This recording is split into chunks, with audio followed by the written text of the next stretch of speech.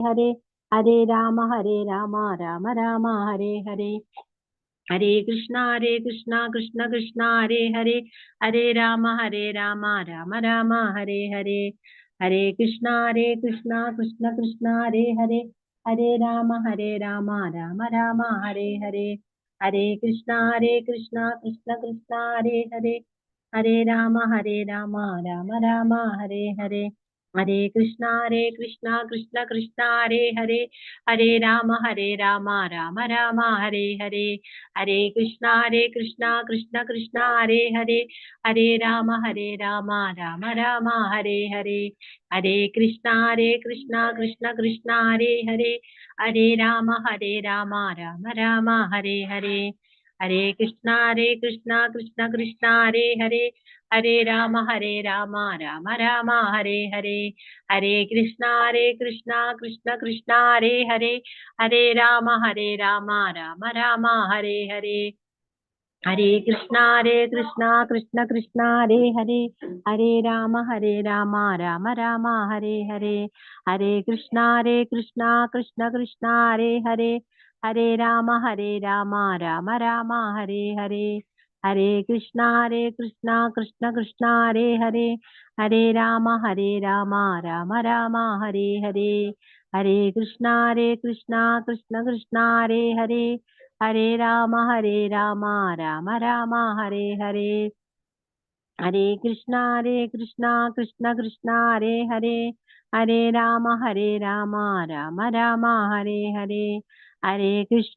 हरे हरे कृष्णा कृष्णा कृष्णा हरे हरे राम राम राम हरे हरे हरे कृष्णा कृष्णा कृष्णा हरे हरे राम राम राम हरे हरे हरे कृष्णा कृष्णा कृष्णा हरे हरे राम राम राम हरे हरे हरे कृष्णा कृष्णा कृष्णा हरे हरे राम राम राम हरे हरे हरे कृष्णा कृष्णा कृष्णा हरे हरे राम राम राम हरे हरे माता जी।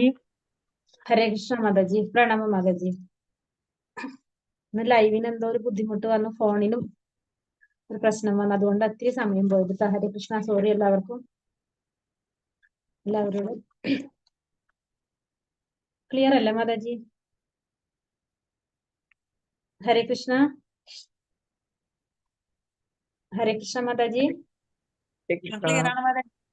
Screen clear ആണ്, സൗണ്ടോ? കേൾക്കുന്നുണ്ട് മാതാജി. ഓക്കെ. ഹരേ കൃഷ്ണ. ചെറിയൊരു എന്തോ ഒരു പ്രശ്നമുണ്ട്, മൊബൈലിലാണ് കേറിയിരിക്കുന്നത്. ലൈവ് ഇടാൻ പറ്റിയിട്ടുണ്ട്, അറിയില്ല ക്ലാസ് കട്ടാവോന്ന് അറിയില്ല. മാതാജി ലൈവ് ഇട്ടിട്ടുണ്ട് ഇപ്പോ. ശരി, നോക്കട്ടെ നമുക്കിപ്പോ. ഹരേ കൃഷ്ണ. ഹരേ കൃഷ്ണ. ഓം നമോ ഭഗവതേ വാസുദേവായ. ഓം നമോ ഭഗവതേ വാസുദേവായ. ഓം നമോ ഭഗവതേ വാസുദേവായ. ഓം അജ്ഞാനതിമിരാന്തസ്യ ജ്ഞാനാഞ്ജനാശലാകയാ ചക്ഷുരുന്മീലിതം യേന തസ്മൈ ശ്രീ ഗുരവേ നമഃ. ശ്രീ ചൈതന്യ മനോഭീഷ്ടം സ്ഥാപിതം യേന ഭൂതലേ സ്വയം രൂപ കഥാ മഹ്യം ദദാതി സോപദാന്തികം. വന്ദേഹം ശ്രീഗുരോ ശ്രീയുതപദകമലം ശ്രീഗുരോൻ വൈഷ്ണവാംശ ശ്രീരൂപം സാഗ്രജാതം സഹഗണരഘുനാഥാന്വിതം തം സജീവം സ്വാദൈതം സാവധൂതം പരിജനസഹിതം കൃഷ്ണ ചൈതന്യദേവം ശ്രീരാധാ കൃഷ്ണപാദാൻ സഹഗണ ലളിതാ ശ്രീ വിശാഖാന്വിതാംശ്ച. ഹേ കൃഷ്ണ കരുണാ സിന്ധു ദീനബന്ധോ ജഗത്പദേ ഗോപേശ ഗോപിക കാന്ത രാധാ കാന്ത നമോസ്തുതേ. തപ്ത കാഞ്ചന ഗൗരാംഗി ശ്രീരാധേ വൃന്ദാവനേശ്വരി ഋഷഭാനുസുതേ ദേവി പ്രണമാമി ഹരിപ്രിയേ. വാഞ്ചാകൽപതരൂപേശ്ച കൃപാ സിന്ധോഭ്യേവ ച പതിതാനാം പാവനേഭ്യോ വൈഷ്ണവേഭ്യോ നമോ നമഃ. നമോ വിഷ്ണുപാദായ കൃഷ്ണപ്രേഷ്ഠായ ഭൂതലേ ശ്രീമതേ ഭക്തിവേദാന്ത സ്വാമീൻ ഇതി നാമിനേ. നമസ്തേ സരസ്വതി ദേവേ ഗൗരവാണി പ്രചാരിണേ നിർവിശേഷ ശൂന്യവാദി പാശ്ചാത്യദേശധാരിണേ. ജയ ശ്രീ കൃഷ്ണ ചൈതന്യ പ്രഭു നിത്യാനന്ദ ശ്രീ അദ്വൈത ഗദാധര ശ്രീവാസാദി ഗൗരഭക്തവൃന്ദ. ഹരേ കൃഷ്ണ കൃഷ്ണ കൃഷ്ണ ഹരേ ഹരേ ഹരേ രാമ രാമ രാമ ഹരേ ഹരേ. ഹരേ കൃഷ്ണ. ശ്രീ ശ്രീ രാധാ ഗോവിന്ദ് ടെമ്പിൾ ഇസ്കോൺ മാംഗ്ലൂരിന്റെ 18 ദിവസത്തെ ഭഗവത്ഗീത ക്ലാസ്സിലേക്ക് എല്ലാവർക്കും സ്വാഗതം. ഇന്ന് അധ്യായം 1 കുരുക്ഷേത്ര യുദ്ധക്കളത്തിലെ സൈന്യ നിരീക്ഷണം അഥവാ അർജുന വിഷാദ യോഗം. അപ്പൊ നമ്മൾ ഇന്ന് 1ാമത്തെ അധ്യായം പഠിക്കാൻ പോകാണ്. ഭഗവത്ഗീത 18 ദിവസത്തെ ക്ലാസ് ആണ്, 18 മണിക്കൂറാണ് നമ്മളുടെ ക്ലാസ്. അപ്പൊ അതില് 1ാമത്തെ അധ്യായം നമ്മൾ ഇന്ന് തുടങ്ങുന്നു. 18 ദിവസത്തെ ഒരു യാത്രയാണ്. എല്ലാവരും കൂടെ ഉണ്ടാവുക.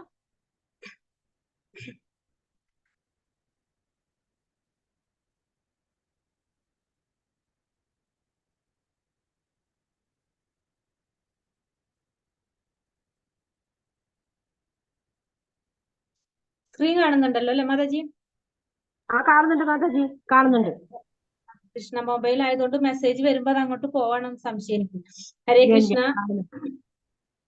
ഇപ്പൊ അന്താരാഷ്ട്ര കൃഷ്ണാവബോധ സമിതി ഇസ്കോൺ മാംഗ്ലൂരിന്റെ 18 ദിവസത്തെ ഭഗവത്ഗീത ക്ലാസ് ആണ്. ശ്രീ രാധാഗോവിന്ദ് ടെമ്പിളിൽ നിന്നാണ് ക്ലാസ് നമുക്ക് പ്രൊവൈഡ് ചെയ്യുന്നത്.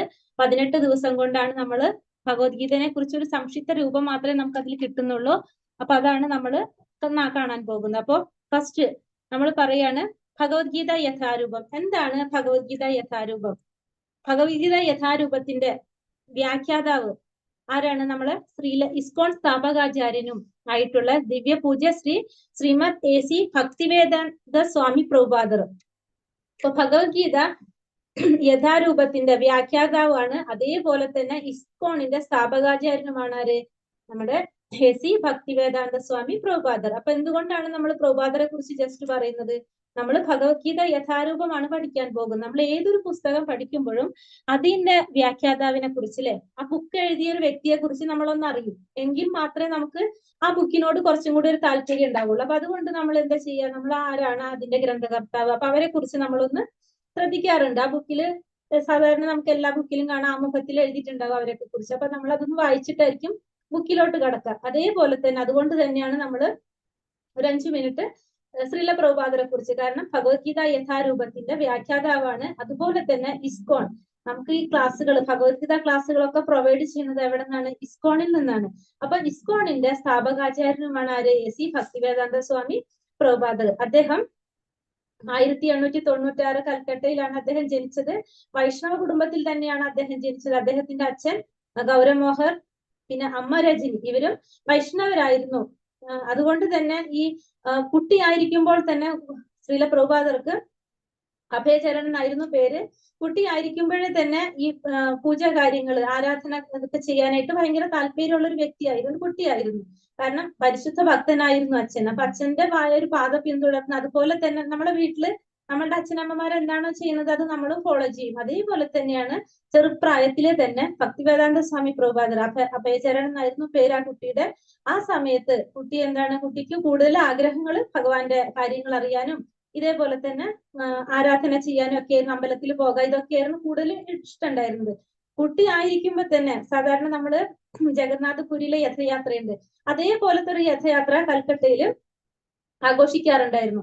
അപ്പൊ ഈ രഥയാത്ര ഒക്കെ കണ്ടിട്ട് ഈ കുട്ടിക്ക് എന്താ തോന്നിയത്? ഈ കുട്ടിക്ക് താല്പര്യം വരാണ് ആ രഥയാത്രയോട് ഉള്ള ആ ആഘോഷങ്ങളും ആ മേളത്തിനോടൊക്കെ വളരെ താല്പര്യം തോന്നിയിട്ട് അച്ഛനോട് പറയാണ് എനിക്കും ഒരു രഥം വേണമെന്ന് ആവശ്യപ്പെട്ടിട്ട് ആ രഥം സംഘടിപ്പിച്ചു കൊടുത്ത് കൂട്ടുകാരെ മൊത്തം എന്ത് ചെയ്യുമായിരുന്നു? ഈ പറഞ്ഞ പോലത്തെ രഥയാത്ര ഈ കുട്ടി ആയിരിക്കുമ്പോ തന്നെ അഭയചരൺ സംഘടിപ്പിക്കുമായിരുന്നു. അതായത് കുട്ടികളുടെ പ്രായത്തിൽ കളിക്കേണ്ട കളിപ്പാട്ടങ്ങളെല്ലാം അദ്ദേഹം ഉപയോഗിച്ചിരുന്നതെന്ന് നമുക്ക് പറയാൻ വേണ്ടിയിട്ടാണ് അത് പറഞ്ഞു തരുന്നത്. കുട്ടിയായിരിക്കുമ്പോഴേ തന്നെ അദ്ദേഹത്തിന് ഈ പറഞ്ഞ രീതിയിൽ ഭഗവാന്റെ കാര്യങ്ങളോടാണ് കൂടുതൽ താല്പര്യമുണ്ടായിരുന്നത്. പിന്നീട് തന്റെ ഗുരുവായിട്ടുള്ള ഭക്തിസിദ്ധാന്ത സരസ്വതി ഗോസ്വാമികളെ കണ്ടെത്തുകയും അദ്ദേഹത്തിന്റെ നിർദ്ദേശപ്രകാരം എന്ത് ചെയ്യാണ്? വൈദിക വിജ്ഞാനം പ്രചരിപ്പിക്കുന്നത് ജീവിതത്തിന്റെ ലക്ഷ്യമാക്കി മാറ്റാനും ചെയ്യാണ് ചെയ്യുന്നത്. അദ്ദേഹത്തിന്റെ നിർദ്ദേശപ്രകാരം കുറെ ഗ്രന്ഥങ്ങൾ രചിക്കാനായിട്ട് ഭഗവത്ഗീത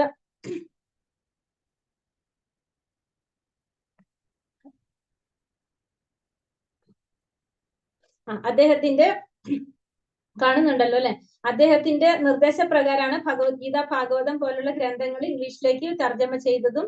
പിന്നെ ദ്വൈവാരിക തുടങ്ങാണ്, ബാക്ക് ടു ഗോഡ് ഹെഡ് എന്ന് പറഞ്ഞൊരു ദ്വൈകാരിക തുടങ്ങി. പിന്നീട് 1965 ഗുരുവിന്റെ ആഗ്രഹം പൂർത്തീകരിക്കാൻ വേണ്ടിയിട്ട് ജലദൂത കപ്പലില് അമേരിക്കൻ ഐക്യനാടുകളിലേക്ക് യാത്ര തിരിച്ച്, അത് നമുക്കറിയാം കൊച്ചി മട്ടാഞ്ചേരി ധ്രുവാണ് പോയത്. അവിടെ ചെന്നിട്ട് എന്താണ് ചെയ്തത്? അവിടെ ചെന്ന് അവിടെ ഉണ്ടായിരുന്ന ഹിപ്പികളെയൊക്കെ പറഞ്ഞ് കൃഷ്ണാവബോധത്തിലോട്ട് കൊണ്ടുവരാനായിട്ട് ആർക്ക് സാധിച്ചു?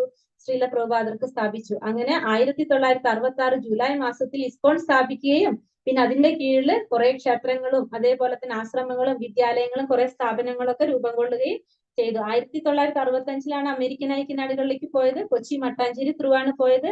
അതിന്റെ എന്താ പറയുക ആദരവ് സൂചകമായിട്ട് ഒരു ശിലാസ്ഥാപനം എവിടെയുണ്ട്? കൊച്ചി മട്ടാഞ്ചേരിയിൽ സ്ഥാപിച്ചിട്ടുണ്ട്. അപ്പൊ അനേകം വിശിഷ്ട ഗ്രന്ഥങ്ങള് രചിതമായ അദ്ദേഹം പുസ്തകങ്ങളെ പ്രസിദ്ധീകരണത്തിന് വേണ്ടി മാത്രം BBT സ്ഥാപിച്ചു.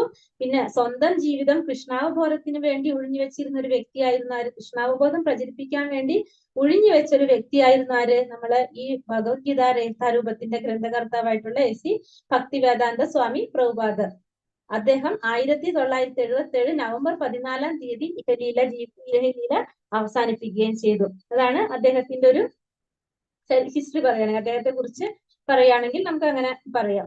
അപ്പൊ അതിനുശേഷം പിന്നെ നമ്മൾ എന്തുകൊണ്ട് നമ്മള് അമ്പലം നമ്മള് മാംഗ്ലൂർ ഇസ്കോൺ സ്ഥിതി ചെയ്യുന്നത് കർണാടകയിലാണ്, കുളായി എന്ന സ്ഥലത്താണ്. അവിടുത്തെ ടെമ്പിൾ പ്രസിഡന്റ് ആണ് നാമനിഷ്ഠദാസ് പ്രഭുജി. ഏറ്റവും താഴെ കാണുന്നത് അദ്ദേഹത്തിന്റെ ഗുരുവാണ് ജയപതാക സ്വാമി മഹാരാജ്. അദ്ദേഹത്തിന്റെ ഗുരുവാണ് നമ്മളിപ്പോ ഈ പറഞ്ഞ AC ഭക്തിവേദാന്ത സ്വാമി പ്രഭുപാദർ. അഭയചരൺ എന്നായിരുന്നു പേര്. സന്യാസം സ്വീകരിച്ചതിന് ശേഷം AC ഭക്തിവേദാന്ത സ്വാമി പ്രഭുപാദർ എന്ന് പറഞ്ഞു. അത് ഭക്തിവേദാന്തം എന്ന് പറയുന്നത് ഒരു എന്താ പറയുന്നത്, ഒരു ആദരവാണ്. ആദരവായിട്ട് കൊടുത്തൊരു അത് പറയില്ല നമ്മള്, അതാണ്. അതിനുശേഷം നമ്മൾ പറയാണ് എന്തുകൊണ്ടാണ്. അപ്പൊ പ്രഭുപാദരെ കുറിച്ച് നമുക്ക് ജസ്റ്റ് ഒന്ന് അറിഞ്ഞിരിക്കാൻ വേണ്ടി പറഞ്ഞതാണ്. എന്തുകൊണ്ട് നമ്മൾ ഭഗവത്ഗീത യഥാരൂപം, എന്തുകൊണ്ടാണ് ഭഗവത്ഗീത യഥാരൂപം നമ്മൾ പഠിക്കുന്നത്, എന്തിനാണെന്ന് ചോദിക്കുന്നത്. അപ്പൊ ഭഗവത്ഗീത യഥാരൂപത്തിന്റെ പ്രത്യേകത എന്താണ്? ഭഗവാൻ കൃഷ്ണൻ പറഞ്ഞിട്ടുള്ള വാക്കുകൾ യാതൊരു കലർപ്പുമില്ല. നമ്മൾ ഈ പിക്ചറിൽ നോക്കി കാണാം. ഏറ്റവും മുകളിൽ ഭഗവാൻ കൃഷ്ണനെയാണ് കാണുന്നത്. അതിനുശേഷം ഇങ്ങനെ വന്ന് ശ്രീല പ്രഭുപാദരെയാണ് നമ്മൾ ആ ചെയറിലിരിക്കുന്നത് കാണുന്നത്. അത് 32ാമത്തെ ആചാര്യനാണ് ശ്രീല പ്രഭുപാദർ. അപ്പൊ ഭഗവാൻ കൃഷ്ണൻ പറഞ്ഞിരിക്കുന്ന ആ കാര്യങ്ങള്, ഭഗവാൻ എന്താണോ പറഞ്ഞിരിക്കുന്നത് അത് അതേപടി യാതൊരു വ്യത്യാസവും ഇല്ലാതെ യാതൊരു കലർപ്പും ഇല്ലാതെ നമ്മളിലേക്ക് എത്തിച്ചു തരാണ് ഗുരുശിഷ്യ പരമ്പരയിൽപ്പെട്ട ഗുരുക്കന്മാരിലൂടെ നമ്മളിലേക്ക് എത്തിച്ചു തരാണ് ഈ ഭഗവത്ഗീത യഥാരൂപം. അപ്പൊ ഒരു വ്യത്യാസമില്ലാതെ ഭഗവാന്റെ ആശയം എന്തായിരുന്നോ ആ ആശയങ്ങൾ അതേപടി മനസ്സിലാക്കാനായിട്ട് ഈ ഗ്രന്ഥം നമ്മളെ സഹായിക്കുന്നു. അതുകൊണ്ടാണ് നമ്മൾ ഭഗവത്ഗീത യഥാരൂപം തന്നെ തെരഞ്ഞെടുക്കുന്നത്. അപ്പൊ ഭഗവാൻ എന്താണോ പറഞ്ഞിരിക്കുന്നത്, എന്താണോ ഭഗവാൻ നമുക്ക് പറഞ്ഞു തരാൻ ഉദ്ദേശിച്ചത് അത് അതേപടി യാതൊരു വ്യത്യാസവും ഇല്ലാതെ നമ്മുടെ ഗുരുപരമ്പരയിൽപ്പെട്ട ആചാര്യന്മാരിലൂടെ നമുക്ക് പറഞ്ഞു തരാണ് ആര്? ശ്രീല പ്രഭുപാദർ ഭഗവത്ഗീത യഥാരൂപത്തിലൂടെ. അപ്പൊ ഭഗവത്ഗീത യഥാരൂപം പിന്നെ നമ്മൾ പറയാണ് നമ്മൾ ഫോളോ ചെയ്യുന്ന ഗുരുപരമ്പര. നമ്മള് 4 തരം വൈഷ്ണവ പരമ്പരകൾ 4 തരത്തിലുണ്ട്. ഒന്ന് ശ്രീ സമ്പ്രദായം, രുദ്ര സമ്പ്രദായം, കുമാര സമ്പ്രദായം, ബ്രഹ്മമത്വ ഗൗഡിയ സമ്പ്രദായം. ഈ 4 വൈഷ്ണവ പരമ്പരകൾ ഉണ്ടെങ്കിലും ഇതെല്ലാതും ലാസ്റ്റ് അൾട്ടിമേറ്റ് എത്തുന്നവിടേക്കാണ് ഭഗവാൻ ശ്രീകൃഷ്ണനിലേക്ക് തന്നെയാണ്. പക്ഷെ നമ്മൾ ഫോളോ ചെയ്യണത് ബ്രഹ്മമത്വ ഗൗഡിയ പരമ്പരയാണ്. ബ്രഹ്മാവില്, അതായത് ഭഗവാൻ ശ്രീകൃഷ്ണൻ ബ്രഹ്മാവിന് പറഞ്ഞു കൊടുത്തു, ബ്രഹ്മാവ് നാരദ മഹർഷിക്ക് പറഞ്ഞു കൊടുത്തു, വ്യാസ മഹർഷിക്ക് പറഞ്ഞു കൊടുത്തു, മധ്വാചാര്യർക്ക് പറഞ്ഞു കൊടുത്തു. അങ്ങനെ പറഞ്ഞു വന്ന് 32ാമത്തെ ആചാര്യനായിട്ടുള്ള AC ഭക്തിവേദാന്ത സ്വാമി പ്രഭുപാദരിലൂടെ, പ്രഭുപാദരുടെ ബുക്കുകളിലൂടെ നമ്മൾ പഠിച്ചുകൊണ്ടിരിക്കുകയാണ്. ഭഗവാന്റെ ആശയങ്ങൾ നമ്മൾ മനസ്സിലാക്കി നമ്മൾ അത് പ്രാവർത്തികമാക്കാൻ ശ്രമിച്ചുകൊണ്ടിരിക്കുന്ന ഒരു പരമ്പരയാണ് ബ്രഹ്മമത്വ ഗൗഡിയ പരമ്പര. നമ്മൾ ഇസ്കോൺ ഫോളോ ചെയ്യുന്നത് ബ്രഹ്മമത്വ ഗൗഡിയ പരമ്പരയാണ്. അപ്പൊ അതിന് ഒന്നും കൂടി ഒരു എക്സാമ്പിൾ ആയിട്ട് നമുക്ക് അവിടെ ഒരു പിക്ചറിൽ കൂടെ മനസ്സിലാക്കി തരാണ്. നമ്മൾ മൊബൈൽ ചാർജ് ചെയ്യണമെങ്കിൽ എന്താണ് വേണ്ടത്? നമുക്ക് ചാർജർ വേണം, ഇലക്ട്രിസിറ്റി വേണം. അപ്പൊ മൊബൈലിന് സ്യൂട്ട് ആയിട്ടുള്ള ഒരു ചാർജർ ഉണ്ടെങ്കിൽ മാത്രമേ നമുക്കത് ഇലക്ട്രിസിറ്റി കൂടി ഉണ്ടെങ്കിൽ നമുക്കത് പ്രോപ്പർ ആയിട്ട് അത് ചാർജിങ് നടക്കുള്ളൂ. അപ്പൊ അതേപോലെ തന്നെയാണ് നമുക്ക് പറയുന്നത്. നമുക്കത് കറക്റ്റ് ആയിട്ട് മനസ്സിലാവണമെങ്കിൽ, നമുക്കത് അതേപടി സ്വീകരിക്കാൻ സാധിക്കണമെങ്കിൽ എന്ത് വേണം? നമുക്ക് ആ ഒരു ഗുരുപരമ്പര തന്നെ നമ്മൾ ശരിയായ രീതിയിലുള്ള ഭഗവാൻ പറഞ്ഞ ആ ഭഗവാന്റെ ആശയങ്ങൾ വളച്ചൊടിക്കാതെ ആരാണോ പറയുന്നത് അവരിൽ നിന്നായിരിക്കണം നമ്മൾ ശ്രമിക്കേണ്ടത്. ഭഗവത്ഗീത യഥാരൂപം പഠിക്കാനായിട്ട് ശ്രമിക്കേണ്ടത്. അതാണ് ഭഗവത്ഗീത യഥാരൂപം എന്തുകൊണ്ട് നമ്മൾ സ്വീകരിക്കുന്നു എന്നതിനുള്ള ഉത്തരാണ് നമ്മൾ ഈ പറഞ്ഞു വരുന്നത്. ഇനി ഭഗവത്ഗീത പഠിതാവിന്റെ യോഗ്യതകൾ എന്തൊക്കെയാണെന്ന് പറയുന്നത്. അർജുനൻ ഭക്തനും ശിഷ്യനും ഉറ്റമിത്രവും ആകയാലാണ് ഭഗവത്ഗീത അദ്ദേഹത്തിന് ഉപദേശിക്കപ്പെട്ടത്. അതുകൊണ്ട് അർജുനന് സമാനമായ ഗുണങ്ങളുള്ള ഒരാൾക്ക് ഭഗവത്ഗീത നന്നായി ഗ്രഹിക്കാൻ കഴിയുക. അപ്പൊ ഭഗവത്ഗീത പഠിക്കാനുള്ളവരുടെ യോഗ്യതകൾ, നമ്മൾക്ക് ഇതിൽ ഏതൊക്കെ യോഗ്യതകൾ ഉണ്ടോ ഇല്ലാത്ത നമ്മൾ ഉണ്ടാക്കിയെടുക്കണം. അപ്പൊ നമുക്ക് പറയുന്ന യോഗ്യതകൾ ഏതൊക്കെയാണ്? അർജുനൻ ഭക്തനാണ്, ശിഷ്യനാണ്, ഉറ്റമിത്രമാണ്. അപ്പൊ ഭഗവാന്റെ ഭക്തനായിരിക്കണം, ശിഷ്യനായിരിക്കണം, ഉറ്റമിത്രമായിരിക്കണം. ഭഗവാനായിട്ട് ഏറ്റവും അടുത്ത് നിൽക്കുന്നവർക്ക് മാത്രമാണ് എന്ത് മനസ്സിലാവുള്ളൂ? ഭഗവത്ഗീത മനസ്സിലാവുള്ളൂ. അപ്പൊ ഭഗവത്ഗീത നന്നായിട്ട് ഗ്രഹിക്കാൻ സാധിക്കണമെങ്കിൽ നമ്മൾ ആരായിരിക്കണം? നമ്മൾ ഭക്തന്മാരായിരിക്കണം. ഭഗവാനെ ഗുരുവായിട്ട് സ്വീകരിച്ചിരിക്കണം. പിന്നെ ഭഗവാന്റെ മിത്രമായിരിക്കണം. ഒരു മിത്രമായി കഴിഞ്ഞാൽ എന്താണ്? നമുക്ക് നമ്മളുടെ ഒരു മിത്രത്തിന്റെ പ്രത്യേകത എന്താണ്? നമ്മളുടെ ഫ്രണ്ടിന്റെ എല്ലാ കാര്യങ്ങളും നമുക്ക് അറിയാൻ സാധിക്കില്ലേ? അപ്പൊ നമ്മൾ ആ ഫ്രണ്ടിനെ കുറിച്ച് കൂടുതൽ മനസ്സിലാക്കുമ്പോഴാണ് ആ ഫ്രണ്ടിനെ നമ്മൾ സ്വീകരിക്കുന്നത്. അതേപോലെ തന്നെ ഭഗവാനെ കുറിച്ച് കൂടുതൽ മനസ്സിലാക്കിയിട്ട് ഭഗവാന്റെ ഉറ്റമിത്രമായിട്ട് മാറണം. അതുപോലെ തന്നെ ശിഷ്യനായിരിക്കണം, ഭഗവാന്റെ ഭക്തനായിരിക്കണം. ഈ 3 ക്വാളിറ്റീസും ആർക്ക് വേണ്ടതാണ്? ഭഗവത്ഗീത പഠിക്കുന്ന ആ പഠിതാവിന് വേണ്ട ഒരു ക്വാളിറ്റി ആയിട്ടാണ് ഭഗവത്ഗീത യഥാരൂപത്തില് അവതാരികയിൽ പറയുന്നത്. ഇനി ഗീതോപദേശകന്റെ ആജ്ഞാനുസരണം സ്വീകരിക്കപ്പെടേണ്ടതാണ്. ഭഗവത്ഗീത നമ്മൾ എങ്ങനെ സ്വീകരിക്കണം? ഗീത ഉപദേശിക്കുന്ന ഉപദേശകന്റെ ആജ്ഞാനുസരണമാണ് നമ്മൾ സ്വീകരിക്കേണ്ടത്. ഭഗവത്ഗീതയുടെ അന്തസത്ത ഭഗവത്ഗീതയിൽ തന്നെ സൂചിതമായിട്ടുണ്ട്. അതെങ്ങനെയാണ്? ഒരു മരുന്ന് സേവിക്കാൻ നാം ആഗ്രഹിക്കുമ്പോൾ അതിന്റെ ലേബലിൽ കൊടുത്ത നിർദ്ദേശങ്ങൾ നാം പാലിക്കണം. നാം ഒരിക്കലും നമ്മുടെ തന്നെ ആശയം അനുസരിച്ചോ ഒരു സ്നേഹിതന്റെ നിർദ്ദേശം അനുസരിച്ചോ മരുന്ന് കഴിക്കരുത്. ലേബലിൽ കാണുന്ന ഉപദേശങ്ങൾക്കനുസരിച്ചോ കാണുന്ന നിർദ്ദേശങ്ങൾക്കനുസരിച്ചോ ഭിഷഗ്വരന്റെ ഉപദേശങ്ങൾക്കനുസരിച്ചോ സേവിക്കേണ്ടതാണ്. അതുപോലെ ഭഗവത്ഗീതയും ഗീതോപദേശകന്റെ ആജ്ഞാനുസരണം സ്വീകരിക്കപ്പെടേണ്ടതാണ്. ഭഗവാൻ കൃഷ്ണനാണ് ഗീതോപദേശകൻ. ഭഗവത്ഗീതയുടെ ഓരോ താളിലും അദ്ദേഹം പരമദിവ്യോത്തമ പുരുഷനായ ഭഗവാനാണെന്ന് പറയുന്നു. അപ്പൊ ഭഗവത്ഗീത എങ്ങനെയാണ് നമ്മൾ സ്വീകരിക്കപ്പെടേണ്ടത്? ഭഗവത്ഗീത ഉപദേശിച്ചിട്ടുള്ള ഭഗവാന്റെ ആജ്ഞാനുസരണം, ഭഗവാൻ എന്താണോ അതിൽ പറഞ്ഞിരിക്കുന്നത് അതേപടി നമ്മൾ എന്ത് ചെയ്യണം? നമ്മൾ സ്വീകരിക്കേണ്ടതാണ്. അതിന് നമുക്ക് ഉദാഹരണം പറഞ്ഞു തന്നിരിക്കുകയാണ്. ഒരു അസുഖം വന്നാൽ നമ്മൾ ഡോക്ടറെ അടുത്ത് പോയി കഴിഞ്ഞാൽ ഡോക്ടർ പറഞ്ഞിരിക്കുന്ന പ്രിസ്ക്രിപ്ഷനിൽ എങ്ങനെയാണോ പറഞ്ഞിരിക്കുന്നത് അതേ രീതിയിലായിരിക്കും നമ്മൾ എന്ത് ചെയ്യുന്നത്? മരുന്ന് കഴിക്കുന്നത്. അതല്ലാതെ നമ്മളുടെ ഇഷ്ടത്തിനോ നമ്മളുടെ കൂട്ടുകാർ പറയുന്നത് അനുസരിച്ചല്ല നമ്മൾ ചെയ്യുക. കാരണം ഡോക്ടറെയാണ് നമുക്ക് വിശ്വാസം. അസുഖം മാറണമെങ്കിൽ ആ മരുന്ന് കഴിക്കാൻ ഡോക്ടർ പറയുന്ന രീതിയിൽ തന്നെ നമ്മൾ ചെയ്യും. അപ്പൊ അതേപോലെ തന്നെ നമ്മൾ എന്ത് ചെയ്യണം? ഭഗവത്ഗീത ഭഗവാനാണ് ഉപദേശിച്ചിട്ടുള്ളത്. അപ്പൊ ഭഗവാൻ എന്താണോ പറയുന്നത് അത് അതേപടി നമ്മൾ സ്വീകരിക്കേണ്ടതാണെന്ന് ഇവിടെ പറയാണ്.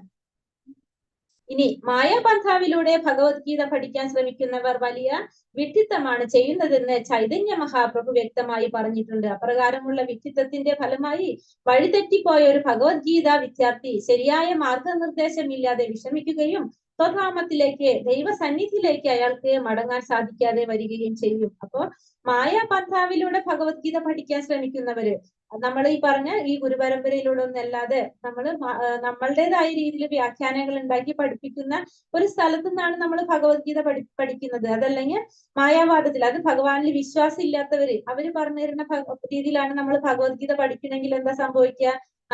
നമ്മളുടെ ലക്ഷ്യം എന്താണ്? ഭഗവാന്റെ സന്നിധിയിലേക്ക് തിരിച്ചു പോകാൻ എന്നുള്ളതാണ്. ഭഗവത് സന്നിധിയിലേക്ക് തിരിച്ചു പോകാനായിട്ട് നമുക്ക് സാധിക്കാതെ വരികയാണ് ചെയ്യുന്നത്. കാരണം അപ്രകാരമുള്ള വിഡ്ഢിത്തത്തിന്റെ ഫലമായി വഴിതെറ്റി പോവുകയാണ് ചെയ്യുന്നത്. അപ്പൊ ഒരു ഭഗവത്ഗീത വിദ്യാർത്ഥി ശരിയായൊരു വഴിയിൽ കൂടെ പോകാതെ എന്ത് സംഭവിക്കുകയാണ്? വഴി തെറ്റിപ്പോയി പോകുന്ന പറയുന്നത്. അപ്പൊ അങ്ങനെയുള്ളവരിൽ നിന്ന് ഒരിക്കലും നമ്മൾ എന്ത് ചെയ്യരുത്? ഭഗവത്ഗീത പഠിക്കാനായിട്ട് ശ്രമിക്കരുത്. ഇനി ഭഗവത്ഗീത എന്താണ്? മനുഷ്യ ജീവിതത്തിന്റെ ഒരു ലൈഫ് മാനുവൽ ആണെന്നാ പറയുന്നത്. ഹരേ കൃഷ്ണ, സ്പീഡ് കൂടുന്നുണ്ടോ? ഇല്ല മാതാജി, കറക്റ്റ് പോണ്ട്. കുഴപ്പമില്ല മാതാജി, ശരി, ഉണ്ടെങ്കിൽ പറഞ്ഞോളൂ കേട്ടോ. ഹരേ കൃഷ്ണ. ഭഗവത്ഗീത മനുഷ്യ ജീവിതത്തിലെ ഒരു ലൈഫ് മാനുവൽ ആണെന്നാ പറയുന്നത്. അപ്പൊ ഭഗവത്ഗീത എന്താണ്? നമ്മുടെ ജീവിതത്തിലെ ലൈഫിന്റെ ഒരു മാനുവൽ ആണ് ഭഗവത്ഗീത. അതെങ്ങനെയാണ് പറയുന്നത്? ഇപ്പൊ നമുക്കറിയാം, മാർക്കറ്റിൽ പല തരത്തിലുള്ള പ്രൊഡക്റ്റ് നമുക്ക് മേടിക്കാൻ കിട്ടും. ആ പ്രൊഡക്റ്റിന്റെ ഒക്കെ ഒപ്പം എന്തുണ്ടാവും? ഒരു യൂസർ മാനുവൽ നമുക്ക് കിട്ടാറുണ്ട്. അത് എങ്ങനെയാണ് പ്രവർത്തിപ്പിക്കേണ്ടത്, അത് എന്തൊക്കെയാണ് അതിന്റെ ക്വാളിറ്റീസ് എന്തൊക്കെയാണെന്നൊക്കെ അറിയാൻ വേണ്ടിയിട്ട് നമുക്കൊരു യൂസർ മാനുവൽ കിട്ടാറുണ്ട് അല്ലെ? നമുക്കത് നോക്കാൻ വേണ്ടിയിട്ട്. അതേപോലെ തന്നെ ഭഗവത്ഗീത, നമ്മൾ മനുഷ്യനായിട്ട് ജന്മം എടുത്തു കഴിഞ്ഞാൽ നമ്മളുടെ ഓരോരുത്തരും നമുക്ക് ഓരോരുത്തർക്കും ഭഗവാൻ തന്നിരിക്കുന്ന ഒരു ലൈഫ് മാനുവലാണ് എന്ത് ഭഗവത്ഗീത. നമ്മൾ മനുഷ്യനായിട്ട് ജന്മം എടുത്തു കഴിഞ്ഞാൽ നമ്മളെ ജീവിതത്തിൽ എന്തൊക്കെ നമ്മൾ ചെയ്യണം, എന്തൊക്കെ നമ്മൾ ചെയ്യാൻ പാടില്ല, നമ്മൾ എങ്ങനെ ആയിരിക്കണം എന്നുള്ള കാര്യങ്ങളൊക്കെ കറക്റ്റ് ആയിട്ട് എന്തിൽ പറഞ്ഞിട്ടുണ്ട്, നമ്മളെ ഭഗവത്ഗീതയിൽ പറഞ്ഞിട്ടുണ്ട്. അപ്പൊ നമുക്ക് തന്നിരിക്കുന്ന ഒരു ലൈഫ് മാനുവലാണ് എന്ത്, ലൈഫിന്റെ മാനുവലാണ് ഭഗവത്ഗീത. ഭഗവാൻ നമുക്ക് തന്നിരിക്കുന്ന ഒരു ലൈഫ് മാനുവലാണ് ഭഗവത്ഗീത. അപ്പൊ നമുക്കത് അറിഞ്ഞേ സാധിക്കുള്ളൂ. നമ്മളൊരു സാധനം മേടിക്കുമ്പോൾ നമ്മൾ മാനുവൽ ഇല്ലെങ്കിൽ ചോദിച്ചു മേടിക്കും, കാരണം ആ പ്രൊഡക്റ്റ് എങ്ങനെയാണ് ഉപയോഗിക്കേണ്ടതെന്ന് അറിയാൻ വേണ്ടിയിട്ട്. അതേപോലെ തന്നെ നമ്മളുടെ ജീവിതം എങ്ങനെയാണ് കൊണ്ടുപോകേണ്ടത്, നമുക്ക് എന്തൊക്കെ ചെയ്യണം, എന്തൊക്കെ ചെയ്യാൻ പാടില്ല എന്നൊക്കെ കറക്റ്റ് ആയിട്ട് വ്യക്തമായിട്ട് നമുക്ക് എന്തിൽ പറഞ്ഞിട്ടുണ്ട്, ഭഗവാൻ ഭഗവത്ഗീതയിൽ പറഞ്ഞിട്ടുണ്ട്. ഇനി ഭഗവത്ഗീതയിൽ എത്രയാണ്, 18 അധ്യായങ്ങളാണുള്ളത്, 700 ശ്ലോകങ്ങളാണുള്ളത്. 700 ശ്ലോകങ്ങളും 18 അധ്യായങ്ങളും അടങ്ങിയതാണ് എന്ത്, ഭഗവത്ഗീത. അപ്പൊ ആകെ 18 അധ്യായങ്ങൾ. ഈ 18 അധ്യായത്തിലൂടെ 700 ശ്ലോകങ്ങളാണ് ഭഗവത്ഗീതയിൽ പറയുന്നത്. അതിൽ ആദ്യത്തെ 6 അധ്യായങ്ങളെ കർമ്മയോഗമെന്നും മധ്യത്തിലുള്ള 6 അധ്യായങ്ങളെ ഭക്തിയോഗമെന്നും അവസാനത്തെ 6 അധ്യായങ്ങൾ ജ്ഞാനയോഗമെന്നും പറയപ്പെടുന്നു. അപ്പൊ 1 മുതൽ 6 വരെയുള്ള അധ്യായങ്ങൾ കർമ്മയോഗം എന്നാണ് അറിയപ്പെടുന്നത്. 7 മുതൽ 12 വരെയുള്ള അധ്യായങ്ങളെ ഭക്തിയോഗമെന്നും അവസാനത്തെ 6 അധ്യായങ്ങള് ജ്ഞാനയോഗമെന്നും അറിയപ്പെടാണ് ചെയ്യുന്നത്. അപ്പൊ ആകെ 18 അധ്യായങ്ങള്, 700 ശ്ലോകങ്ങള്, 1 മുതൽ 6 വരെയുള്ള അധ്യായങ്ങൾ കർമ്മയോഗം, മധ്യത്തിലുള്ള 7 മുതൽ 12 വരെയുള്ള അധ്യായങ്ങൾ ഭക്തിയോഗം, അവസാനത്തെ 6 അധ്യായങ്ങള് ജ്ഞാനയോഗം. അങ്ങനെയാണ് ഭഗവത്ഗീതനെ തിരിച്ചിട്ടുള്ളത്. ഇനി ഭഗവത്ഗീതയുടെ പ്രത്യേകത എന്താണ്, നമുക്കൊരു ടോർച്ചായിട്ട് കമ്പയർ ചെയ്യുകയാണെങ്കിൽ ഒരു ടോർച്ചിന് അതിന്റെ ചുറ്റും ആ ഭാഗത്തിന് മാത്രമായി ഒരു ആ ടോർച്ച് അടിച്ചു പിടിച്ചു കഴിഞ്ഞാൽ അതിന്റെ അടുത്തുള്ള സ്ഥലങ്ങൾക്ക് മാത്രമേ എന്ത് തരാൻ പറ്റുള്ളൂ, പ്രകാശം തരാൻ പറ്റുള്ളൂ. പക്ഷെ ഭഗവത്ഗീത എന്താണ്, സൂര്യനെ പോലെയാണെന്നാ പറയുന്നത്. അതിന് നമ്മുടെ ജീവിതം മുഴുവൻ പ്രകാശിപ്പിക്കാനായിട്ട് എന്തുകൊണ്ട് സാധിക്കും, ഭഗവത്ഗീത കൊണ്ട് സാധിക്കും. അപ്പൊ സൂര്യനെ പോലെയാണ് ഭഗവത്ഗീതനെ ഉപമിച്ചിരിക്കുന്നത്. നമ്മളെ ജീവിതത്തിൽ ഫുള്ള് പ്രകാശമാനമാക്കാൻ നമുക്ക് എന്തുകൊണ്ട് സാധിക്കാണ്, ഭഗവത്ഗീത കൊണ്ട് സാധിക്കാണ്. ഇനി ഭഗവത്ഗീതയിൽ ചർച്ച ചെയ്യുന്ന 5 വിഷയങ്ങൾ ഏതൊക്കെയാണ്, ഈശ്വരൻ, ജീവാത്മാവ്, ഭൗതിക പ്രകൃതി, കാലം, കർമ്മം. അപ്പൊ 5 സബ്ജക്റ്റ് ആണ് ഭഗവത്ഗീതയിൽ ചർച്ച ചെയ്യപ്പെടുന്നത്. ഏതൊക്കെയാണ്, ഭഗവാനെ കുറിച്ച് പറയുന്നു, ജീവാത്മാവിനെ കുറിച്ച് പറയുന്നു, ഭൗതിക പ്രകൃതിയെ കുറിച്ച്, കാലത്തെ കുറിച്ച്, കർമ്മത്തെ കുറിച്ച്. നമുക്ക് പോകെ പഠിച്ചു പോകുന്നത്. അപ്പൊ 5 കാര്യങ്ങൾ പറയുന്നത് ഭഗവത്ഗീത വിഷയം 5 അടിസ്ഥാന തത്വങ്ങൾ ഉൾക്കൊള്ളുന്നതാണ്. ഭഗവത്ഗീതയിൽ പരമനിയന്താവായ ഈശ്വരൻ, അപ്പൊ നമ്മ പറഞ്ഞ പരമാത്മാവ്, പരമനിയന്താവായ ഈശ്വരനും നിയന്ത്രിത ജീവസത്തകളായ ജീവാത്മാക്കൾ ആരാണ്, നമ്മളാണ് ജീവാത്മാക്കളും. പിന്നെ വിഷയമാകുന്ന ഭൗതിക പ്രകൃതി, നമ്മളെ പ്രകൃതി ഏതാണ്, നമ്മൾ ജീവിക്കുന്ന ഭൗതിക പ്രകൃതി. കാലം എന്ന് വെച്ചിട്ടുണ്ടെങ്കിലോ പ്രപഞ്ചാസ്തിത്വത്തിന്റെ കാലയളവ്, അതല്ലെങ്കിൽ എന്താണ്, ഭൗതിക പ്രകൃതിയുടെ ഈ പ്രകടനകാലം, നമ്മൾ താമസിക്കുന്ന ഒരു കാലം, സമയം.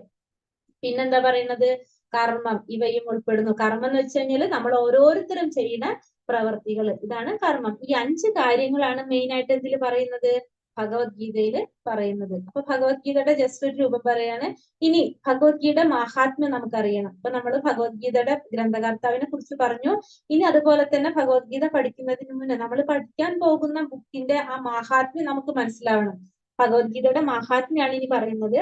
ഫസ്റ്റത്തെ ശ്ലോകം പറയാണ് ഗീതാ മഹാത്മ്യത്തില്, ഗീതാശാസ്ത്രമിതം പുണ്യം യപ്പഠേത് പ്രയതഃ പുമാൻ വിഷ്ണോ പദമവാപ്നോതി ഭയശോകാതിവർജിതാഃ. ഗീത മഹിമാമൃതം 1. അതായത് ഭഗവത്ഗീത ഒരു അതീന്ദ്രിയ സാഹിത്യമാണ്.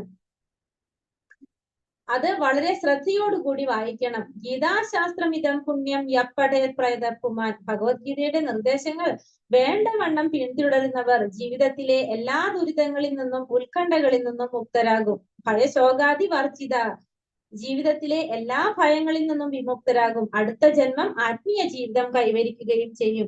അപ്പൊ ഫസ്റ്റത്തെ എന്താ പറയുന്നത്, ഭഗവത്ഗീതയുടെ മഹിമാമൃതത്തിൽ ഫസ്റ്റ് പറയുന്ന പോയിന്റ് എന്താണ്, ഭഗവത്ഗീത ഒരു അതീന്ദ്രിയ സാഹിത്യമാണ്. ഭഗവത്ഗീത എന്ന് വെച്ചിട്ടുണ്ടെങ്കിൽ നമ്മളെ ഇന്ദ്രിയങ്ങൾക്ക് അപ്പുറത്തുള്ള ഒരു സാഹിത്യമാണ് ഭഗവത്ഗീത. അതുകൊണ്ട് നമ്മൾ എന്ത് ചെയ്യണം, വളരെ ശ്രദ്ധയോടുകൂടി തന്നെ ഭഗവത്ഗീത വായിക്കണം. നമ്മൾ ഫസ്റ്റ് തന്നെ പറഞ്ഞു, ഭഗവത്ഗീത പറ്റണമെങ്കിൽ നമുക്കത് ഗ്രഹിക്കാൻ സാധിക്കണമെങ്കിൽ നമുക്ക് എന്തുണ്ടാവണം, ഭഗവാന്റെ അനുഗ്രഹം ഉണ്ടാവണം. നമ്മൾ ഭഗവാന്റെ ഭക്തനായിരിക്കണം, പിന്നെ മിത്രമായിരിക്കണം. പിന്നെ എന്തോ വേറൊരു പോയിന്റ് കൂടി പറഞ്ഞല്ലോ, ഭക്തനായിരിക്കണം, മിത്രമായിരിക്കണം, സുഹൃത്തല്ലല്ലോ, മിത്രമായിരിക്കണം, ഭക്തനായിരിക്കണം. പിന്നെന്താ ഒരു പോയിന്റ് പറഞ്ഞത്, ശിഷ്യൻ ശിഷ്യൻ ശിഷ്യനായിരിക്കണം. അപ്പൊ 3 പോയിന്റ് നമ്മൾ പറഞ്ഞു അല്ലെ. അപ്പൊ അത്രയും ശ്രദ്ധയോടുകൂടി പഠിച്ചാൽ മാത്രമേ നമുക്ക് എന്ത് മനസ്സിലാകുള്ളൂ, ഭഗവത്ഗീത മനസ്സിലാവുള്ളൂ. കാരണം അതീന്ദ്രിയമായിട്ടുള്ള ഒരു സാഹിത്യമാണ്, നമ്മളെ ഇന്ദ്രിയങ്ങൾക്ക് അപ്പുറത്തുള്ള ഒരു സാഹിത്യമാണ് എന്ത്, ഭഗവത്ഗീത. അതുകൊണ്ട് പറയാണ് ഗീതാശാസ്ത്രം ഇതം പുണ്യം യപ്പഠേത് പ്രയതപുമാൻ. അപ്പൊ ഭഗവത്ഗീതയുടെ നിർദ്ദേശങ്ങൾ വേണ്ടവണ്ണം പിന്തുടരുന്നവർ ജീവിതത്തിലെ എല്ലാ ദുരിതങ്ങളിൽ നിന്നും ഉത്കണ്ഠകളിൽ നിന്നും മുക്തരാകും. പിന്നെ ഭയശോകാദി വർജിത, ജീവിതത്തിൽ എല്ലാ ഭയങ്ങളിൽ നിന്നും വിമുക്തരാകും. അടുത്ത ജന്മം ആത്മീയ ജീവിതം കൈവരിക്കാനായിട്ട് അവർക്ക് സാധിക്കും. അതാണ് ഫസ്റ്റത്തെ മഹാത്മ്യം പറയുന്നത്. ധർമ്മശാസ്ത്രങ്ങളെ സംശയദൃഷ്ടിയ വീക്ഷിക്കുന്ന അജ്ഞരും അവിശ്വാസികളുമായവർക്ക് ഈശ്വരാവബോധം ലഭിക്കുന്നില്ല. പിന്നെ പക്ഷെ വേറൊരു കാര്യം പറയാണ്, ഈ ധർമ്മശാസ്ത്രങ്ങളൊക്കെ ഇതിനൊക്കെ സംശയത്തോടെ വീക്ഷിക്കുന്നവരാണെങ്കിലോ അവർക്കൊരിക്കലും എന്ത് കിട്ടില്ല, ഈശ്വരാവബോധം ലഭിക്കുന്നില്ല. കാരണം അവർ അവിശ്വാസികളാണ്, അവരെന്താണ്, അവര് അജ്ഞരാണ്. അതുകൊണ്ട് അവർക്കൊരിക്കലും, സംശയത്തോടെ വീക്ഷിക്കുന്നവർക്ക് ഒരിക്കലും ഭഗവാനെ കുറിച്ച് അറിയാൻ താല്പര്യം ഉണ്ടാവില്ല. അങ്ങനെയുള്ളവർക്ക് ഒരിക്കലും എന്ത് കിട്ടില്ല, ഈശ്വരാവബോധം ലഭിക്കുന്നില്ല. രണ്ടാമത്തെ ഗീതാ മഹാത്മ്യം പറയാണ്, ഗീതാധേന ശീലസ്യ പ്രാണായാമ പരസ്യ ച നൈവ സന്ധിഹി പാപാനി പൂർവജന്മാകൃതാനി ച.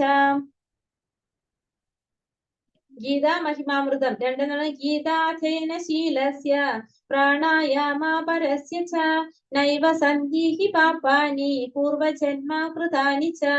ആത്മാർത്ഥമായി ഗൗരവമായി ഭഗവത്ഗീത വായിക്കുന്ന ഒരാളെ ഭഗവത് കരുണയാൽ മുമ്പ് ചെയ്ത പാപങ്ങളുടെ ഫലം ബാധിക്കുകയില്ല. അപ്പൊ രണ്ടാമത്തെ ഗീതാ മഹാത്മ്യത്തിൽ എന്താ പറയുന്നത്, ഭഗവത്ഗീതയുടെ മഹാത്മ്യം പറയുന്നത്, ആത്മാർത്ഥമായിട്ടും ഗൗരവമായിട്ടും ഒരാൾ ഭഗവത്ഗീത പഠിക്കുകയാണെങ്കിൽ അയാൾക്ക് എന്തുണ്ടാവില്ല, അയാൾ ചെയ്തിട്ടുള്ള പാപങ്ങളുടെ ഫലം അയാൾ ഒരിക്കലും ബാധിക്കില്ല. മുമ്പ് ചെയ്തു പോയിട്ടുള്ള പാപങ്ങളുടെ ഫലം ആ വ്യക്തിനെ ബാധിക്കില്ല എന്നാണ് പറയുന്നത്. എങ്ങനെയാണെങ്കിൽ ആത്മാർത്ഥമായിട്ട് ഗൗരവമായിട്ട് ഭഗവത്ഗീത വായിക്കുകയാണെങ്കിൽ.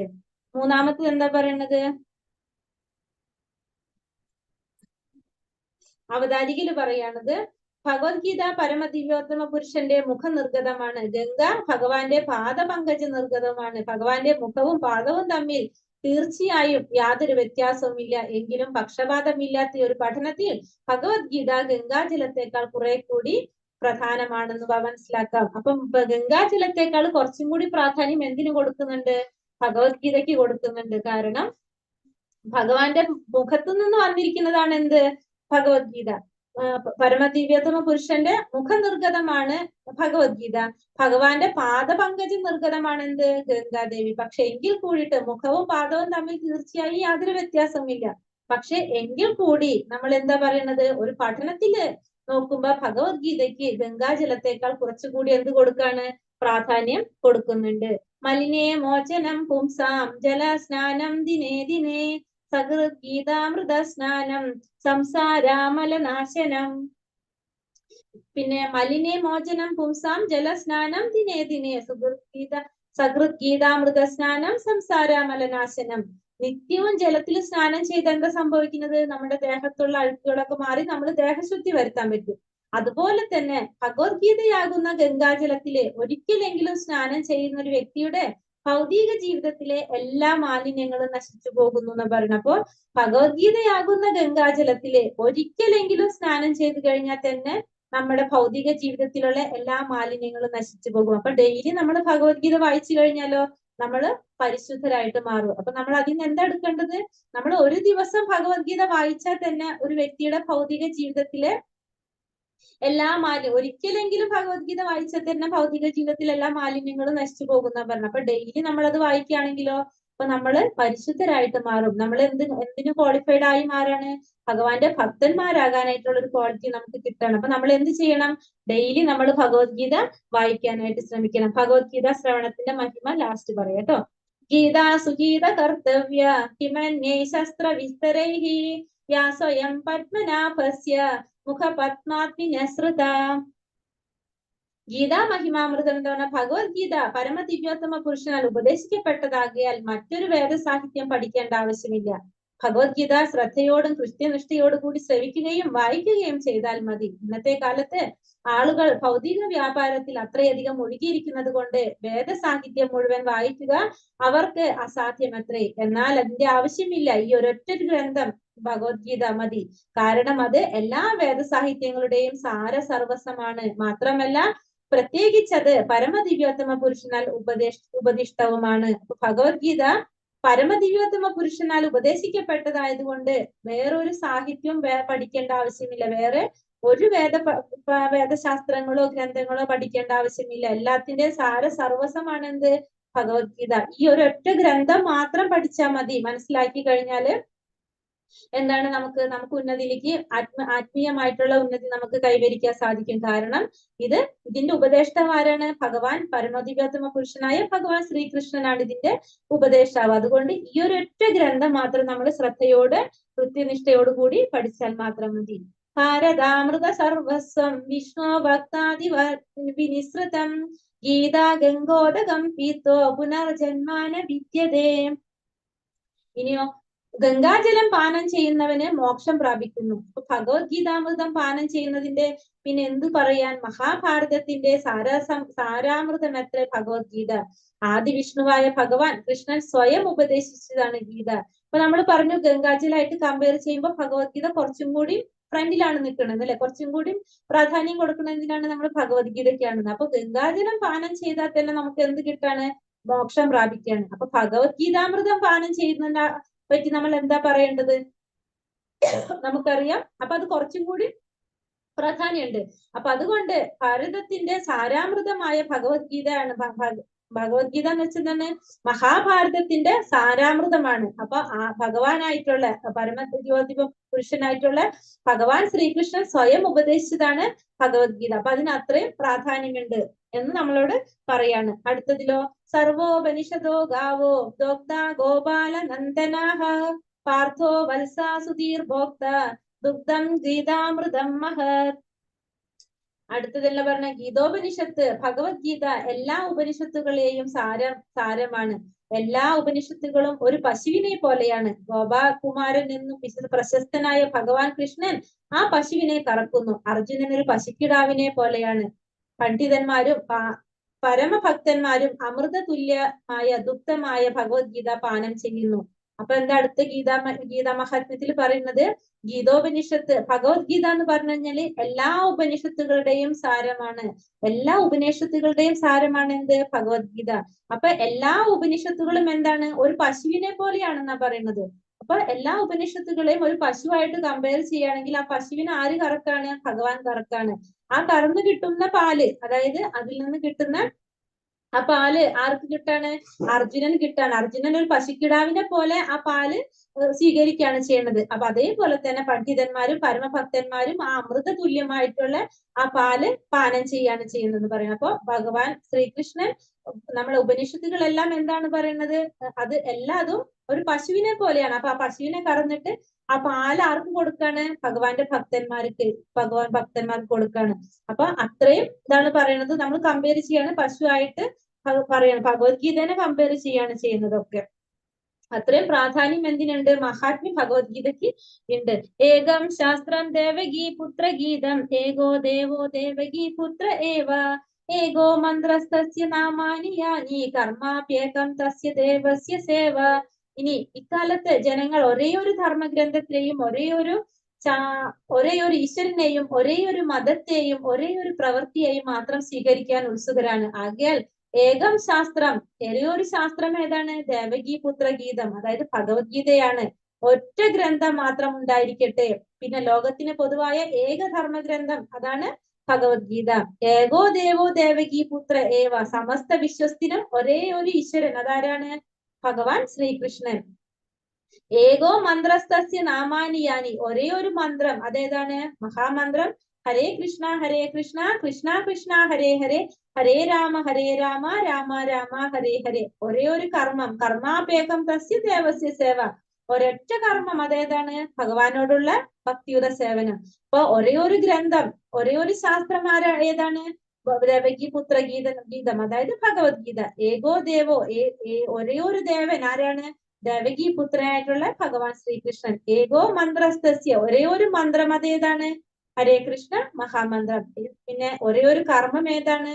ഭഗവാനോടുള്ള ഭക്തിയുത സേവനം. അതാണ് ഗീതാ മഹാത്മ്യത്തിൽ ലാസ്റ്റ് പറയുന്നത്. അപ്പൊ ആകെ നമ്മൾ ഗീതാ മഹാത്മ്യം 7 മഹാത്മ്യമാണ്. അപ്പൊ നമ്മള് ഭഗവത്ഗീത മഹാത്മ്യത്തെ കുറിച്ച് പഠിച്ചു, ഭഗവത്ഗീത ഗ്രന്ഥകർത്താവിനെ കുറിച്ച് പഠിച്ചു. ഇനി നമ്മൾ അധ്യായത്തിലോട്ട് കടക്കാണ്. ഒന്നാമത്തെ അധ്യായം അർജുന വിഷാദ യോഗം. അപ്പൊ ഒന്നാമത്തെ അധ്യായത്തിൽ 2 തരത്തിലാണ്, 2 പാർട്ടാണ്. ഒന്ന് നമ്മൾ പറഞ്ഞു കുരുക്ഷേത്ര യുദ്ധത്തിലെ സൈന്യ നിരീക്ഷണം. ആദ്യത്തെ ശ്ലോകങ്ങള് അർജുനൻ ആ സൈന്യത്തിനെ നിരീക്ഷിക്കുന്ന കാര്യങ്ങളാണ് പറഞ്ഞിരിക്കുന്നത്. ആ സൈന്യത്തിനെ നിരീക്ഷിച്ചു കഴിഞ്ഞപ്പോ അർജുനൻ ഉണ്ടാവണ പ്രയാസങ്ങള്, ബുദ്ധിമുട്ടുകൾ, വിഷമങ്ങളൊക്കെയാണ് അടുത്ത പാർട്ടായിട്ട് പറഞ്ഞിരിക്കുന്നത്. അങ്ങനെ ഒരു 2 സെക്ഷൻ ആയിട്ട് നമുക്ക് പറയാം. അതുകൊണ്ട് അർജുനൻ 2 പേരും ഇതിൽ പറയുന്നുണ്ട്. ഒന്ന് ചിലത് പറയുന്നത് കുരുക്ഷേത്ര യുദ്ധക്കളത്തിലെ സൈന്യ നിരീക്ഷണം എന്നുണ്ട്, അർജുന വിഷാദ യോഗം എന്നുണ്ട്. 2 പേരും ഈ ഒരു അധ്യായത്തിന് യോജിച്ചത് തന്നെയാണ്. അപ്പൊ നമ്മള് ഇനി ഈ യുദ്ധം ഉണ്ടാവാനുള്ള ഒരു സാഹചര്യവും ഭഗവാൻ അർജുനന് ഭഗവത്ഗീത പറഞ്ഞു കൊടുക്കാനുണ്ടായ ഒരു പശ്ചാത്തലത്തെ കുറിച്ച് നമ്മൾ ജസ്റ്റ് ഒന്ന് പറഞ്ഞിട്ട് നമുക്ക് അധ്യായത്തിലോട്ട് കടക്കാം. അപ്പൊ ഭഗവത്ഗീത ഉപദേശിച്ചത് നമുക്കറിയാം. ഭഗവത്ഗീത അർജുനന് ഭഗവാൻ ഉപദേശിച്ചു കൊടുത്തതാണ്. 5000 വർഷങ്ങൾക്ക് മുമ്പ് കുരുക്ഷേത്ര യുദ്ധഭൂമിയിൽ വെച്ചാണ് ഭഗവാൻ അർജുനന് ഭഗവത്ഗീത ഉപദേശിച്ചു കൊടുത്തത്. അത് നമുക്ക് മനസ്സിലായിട്ടുള്ളതാണ്. അപ്പൊ എന്താ അതിന് കാരണം? ഒരേ വംശപരമ്പരയിൽപ്പെട്ട 2 കുടുംബങ്ങളാണ് കൗരവരും പാണ്ഡവരും, അല്ലെ? കൗരവരും പാണ്ഡവരും ഒരേ അച്ഛന്റെ മക്കളാണ് കൗരവരും പാണ്ഡവരും. അവരുടെ അച്ഛൻ പാണ്ഡു, ധൃതരാഷ്ട്രർ, അവരുടെ മക്കളാണ് പറഞ്ഞ ഈ കൗരവരും പാണ്ഡവരും എന്നറിയപ്പെടുന്നത്. ഇതില് എന്താ സംഭവിക്കുന്നത്? കൗരവര് രാജ്യത്തിനോടും ആ രാജ്യത്തിനോടുള്ള ഒരു അത്യാഗ്രഹം കൊണ്ടും പിന്നെ സ്ഥാനമാനങ്ങളോടുള്ള അത്യാഗ്രഹം കൊണ്ട് പാണ്ഡവർക്ക് അവകാശപ്പെട്ട രാജ്യം ഒന്നും കൊടുക്കാനായിട്ട് തയ്യാറായില്ല. അങ്ങനെ ഭഗവാൻ ശ്രീകൃഷ്ണൻ എന്ത് ചെയ്യാണ്? അവരായിട്ട് സന്ധി സംഭാഷണത്തിന് പോയി, പക്ഷെ ഒന്നും നടന്നില്ല. അങ്ങനെയുള്ള ഒരു സാഹചര്യത്തിലാണ് യുദ്ധത്തിനെ കുറിച്ച് ചിന്തിക്കുന്നത്. അപ്പൊ ഭഗവാൻ ശ്രീകൃഷ്ണൻ പോയി, അതിനുശേഷം പാണ്ഡവർക്ക് അവകാശപ്പെട്ട രാജ്യം ചോദിച്ചു, കൊടുത്തില്ല. ആദ്യം പകുതി രാജ്യം ചോദിച്ചു, അത് കഴിഞ്ഞിട്ട് 5 ഗ്രാമങ്ങൾ ചോദിച്ചു, 5 വീടുകൾ ചോദിച്ചു, ലാസ്റ്റ് ഒരു വീട് ചോദിച്ചു. ഒന്നും നൽകാൻ ആര് തയ്യാറായില്ല? ദുര്യോധനാദികൾ തയ്യാറായില്ല. അപ്പൊ അതിനു മുന്നേ തന്നെ അവർ പല രീതിയിലും ഇവർ ഉപദ്രവിച്ചു, പല പ്രശ്നങ്ങൾ ഉണ്ടാക്കി. അതിന്റെയൊക്കെ ഫലമായിട്ട് അവർ 14 വർഷം വനവാസത്തിന് പോയി. പിന്നെ അജ്ഞാതവാസം കഴിഞ്ഞു. ഇതൊക്കെ കഴിഞ്ഞ് പിന്നെ പാഞ്ചാലിനെ എന്താ പറയാ അവരുടെ സഭയിൽ വെച്ചിട്ട് ആക്ഷേപിച്ചു ഒക്കെ ചെയ്തു. ഇത്രയൊക്കെ പ്രശ്നങ്ങൾ ഉണ്ടായിട്ടും ഇവരൊന്നും പറഞ്ഞിട്ടില്ല. പക്ഷെ ഇപ്പോ വനവാസം കഴിഞ്ഞ് തിരിച്ചു വന്നിട്ട് അവർക്ക് അവകാശപ്പെട്ട രാജ്യം ചോദിച്ചപ്പോൾ ആരും നൽകുന്നില്ല? ദുര്യോധനൻ നൽകുന്നില്ല. അങ്ങനെ ഒരു സാഹചര്യത്തിലാണ് എങ്ങനെ വരുന്നത്? യുദ്ധം തീരുമാനിക്കപ്പെടുന്നത്. നിങ്ങൾക്ക് അവകാശപ്പെട്ട രാജ്യം വീണ്ടെടുക്കാനായിട്ട് ക്ഷത്രിയന്മാർക്ക് എന്താണ്? രാജ്യം ഭരിക്കേണ്ടതാണ്, യുദ്ധം ചെയ്യേണ്ടതാണ് അവർ. അപ്പൊ അവർക്ക് അവകാശപ്പെട്ട രാജ്യം, അവരുടെ അച്ഛന്റെ പാണ്ഡുവിന്റെ അവകാശമുള്ള രാജ്യം ചോദിക്കുകയാണ്. അപ്പൊ അത് കൊടുക്കാതെ വന്നപ്പോഴാണ് യുദ്ധം എന്നുള്ളൊരു തീരുമാനത്തിലേക്ക് എത്തുന്നത്. അങ്ങനെ കൗരവർ 11 അക്ഷോണിപ്പടയും പാണ്ഡവര് 7 അക്ഷോണിപ്പടയും ഭഗവാനുമായിട്ട് യുദ്ധത്തിനൊരുങ്ങാണ് ചെയ്യുന്നത്. ആ യുദ്ധഭൂമിയിൽ വെച്ചിട്ട് അർജുനൻ യുദ്ധത്തില് തന്റെ ബന്ധുക്കളെയും കുടുംബക്കാരെയും സ്നേഹിതന്മാരെയും ഒക്കെ കണ്ട് അർജുനന് വളരെ പ്രയാസമായിട്ട് യുദ്ധം വേണ്ട എന്ന് തീരുമാനിക്കുന്ന സമയത്ത് ഭഗവാൻ അർജുനന് ഉപദേശിച്ചു കൊടുക്കുന്നതാണ് ഈ ഭഗവത്ഗീത. കാരണം അർജുനന്റെ ചിന്തയിൽ പറഞ്ഞിരിക്കുന്ന കാര്യങ്ങൾ മുഴുവനും ശരിയല്ല എന്ന് സ്ഥാപിക്കാൻ വേണ്ടിയിട്ട് അർജുനനായ ഒരു ജ്ഞാനം കൊടുക്കാണ് ഭഗവത്ഗീതയിലൂടെ ഭഗവാൻ. അപ്പൊ അങ്ങനെയാണ് ഭഗവത്ഗീത പറഞ്ഞു കൊടുക്കാനുണ്ടാവുന്ന ഒരു സാഹചര്യം ഇവിടെ വരുന്നത്. ഇനി നമ്മൾ അധ്യായത്തിലോട്ട് കടക്കാണ്. ഹരേ കൃഷ്ണ. ഒന്നാമത്തെ അധ്യായം ആകെ ഒരേ ഒരു ശ്ലോകം മാത്രമാണ് ഇതിൽ ധൃതരാഷ്ട്ര പറയുന്നത്. ഫസ്റ്റത്തെ അധ്യായത്തിലെ ഫസ്റ്റ് ശ്ലോകം ധൃതരാഷ്ട്ര പറയുന്നതാണ്. ഹരേ കൃഷ്ണ. ഓം നമോ ഭഗവതേ വാസുദേവായ. ഹരേ കൃഷ്ണ. അപ്പൊ ഒന്നാമത്തെ ശ്ലോകമാണ്. ധൃതരാഷ്ട്ര ഉവാച കർമ്മക്ഷേത്രേ കുരുക്ഷേത്രേ സമവേതായുത്സവഃ മാമകാ പാണ്ഡവാശ്ചൈവ കിമകുർവത സഞ്ജയ. ധൃതരാഷ്ട്രർ പറഞ്ഞു, ഹേ സഞ്ജയ, പുണ്യസ്ഥലമായ കുരുക്ഷേത്രത്തിൽ യുദ്ധോത്സുകരായി ഒന്നിച്ചുകൂടിയ എന്റെ മക്കളും പാണ്ഡുപുത്രരും എന്ത് ചെയ്തു? അപ്പൊ ഒരേ ഒരു ശ്ലോകേ ധൃതരാഷ്ട്രർ ചോദിച്ചിട്ടുള്ളൂ. ആ ധൃതരാഷ്ട്രർ എന്താ ചോദിച്ചിരിക്കുന്നത്? സഞ്ജയന്റെ അടുത്താണ് ചോദിച്ചിരിക്കുന്നത്. സഞ്ജയൻ ആരാണ്? ധൃതരാഷ്ട്രയുടെ മന്ത്രിയാണ് സഞ്ജയൻ. ധൃതരാഷ്ട്രയുടെ ഒരു പ്രത്യേകത എന്താണ്? ധൃതരാഷ്ട്ര ജന്മന അന്ധനാണ്. അപ്പൊ ധൃതരാഷ്ട്ര ഈ വൈരാഗ്യം മുഴുവനും ദുര്യോധനന്റെ അച്ഛനാണ്. ദുര്യോധനൻ അവർക്ക് ഈ വൈരാഗ്യ ബുദ്ധി മുഴുവനും കൊടുക്കുന്നത് ആരായിരുന്നു? ധൃതരാഷ്ട്രായിരുന്നു. കാരണം ധൃതരാഷ്ട്രായിരുന്നു മൂത്ത പുത്രൻ. പാണ്ഡുവിന്റെ ജ്യേഷ്ഠനായിരുന്നു ധൃതരാഷ്ട്രൻ. പക്ഷെ ജന്മന അന്ധനായതുകൊണ്ട് വൈകല്യമുള്ളവർക്ക് രാജ്യം ഭരിക്കാൻ സാധിക്കില്ല എന്നുള്ളൊരു നിയമം ഉള്ളത് കൊണ്ട് ആർക്ക് രാജ്യഭരണം കിട്ടുന്നില്ല? ധൃതരാഷ്ട്രക്ക് രാജ്യം ഭരിക്കാൻ സാധിച്ചില്ല. അപ്പോഴേ തൊട്ട് ആർക്ക് ദേഷ്യമുണ്ട്? ധൃതരാഷ്ട്രക്ക് ദേഷ്യം ഉണ്ടായിരുന്നു. പക്ഷെ പിന്നെ വിചാരിച്ചു തനിക്ക് മക്കൾ ഉണ്ടാവുമ്പോ അവര് മൂത്ത മക്കളാണെങ്കിൽ അവർക്ക് രാജ്യഭരണം കിട്ടുന്നു. പക്ഷെ നിർഭാഗ്യവശാൽ എന്താണ് സംഭവിക്കുന്നത്? പാണ്ഡുവിന്റെ പുത്രൻ യുധിഷ്ഠിരനാണ് മൂത്ത പുത്രനായിട്ട് വരുന്നത്. ദുര്യോധനേക്കാളും മൂത്തതാണ് യുധിഷ്ഠിരൻ. അപ്പൊ അതുകൊണ്ട് സ്വാഭാവികമായിട്ട് രാജ്യഭരണം ആർക്കും പോകാണ് യുധിഷ്ഠിരന് വരാണ് ചെയ്യുന്നത്. അപ്പൊ ഒന്നുകൂടി ആർക്ക് ദേഷ്യമാണ്? അവിടെ ധൃതരാഷ്ട്രക്ക് ദേഷ്യം വരാണ്. അപ്പൊ അങ്ങനെ സ്വന്തം മക്കളുടെ അടുത്ത് ആ ഒരു വേർതിരിവുണ്ടാക്കി ഫുള്ള് സ്വാർത്ഥത പറഞ്ഞു കൊടുത്ത് പഠിപ്പിച്ച് അവര് എന്തായി മാറാണ്? ഫുള്ള് വൈരാഗ്യങ്ങളായിട്ട് മാറാണ്. ഇതിനോടൊക്കെ ദേഷ്യം, പിന്നെ സ്വഭാവം പൊതുവെ അങ്ങനെയായിരുന്നു, ഒന്നും കൂടി പ്രശ്നമായിട്ട് മാറാണ് ചെയ്യുന്നത്. അപ്പൊ ധൃതരാഷ്ട്ര ജന്മന അന്ധനാണ്. പക്ഷെ കൊട്ടാരത്തിൽ ഇരുന്നു കൊണ്ട് തന്നെ ഈ യുദ്ധരംഗത്ത് നടക്കുന്ന സംഭവങ്ങളെല്ലാം മനസ്സിലാക്കുന്നതിന് വേണ്ടിയിട്ട് ദിവ്യ ചക്ഷുസ് കൊടുക്കാന്ന് ആര് പറഞ്ഞു? വ്യാസദേവൻ പറഞ്ഞിരുന്നു. പക്ഷെ ധൃതരാഷ്ട്ര പറഞ്ഞു ധൃതരാഷ്ട്രക്ക് വേണ്ടാന്ന് പറഞ്ഞിട്ട് മന്ത്രിയായിട്ടുള്ള സഞ്ജയനാണ് അത് നൽകാനായിട്ട് ആവശ്യപ്പെടുന്നത്. അങ്ങനെ സഞ്ജയന് ദിവ്യ ചക്ഷുസ് കൊടുക്കാണ് ചെയ്യുന്നത്. വ്യാസദേവൻ ദിവ്യ ചക്ഷുസ് കൊടുക്കാണ്.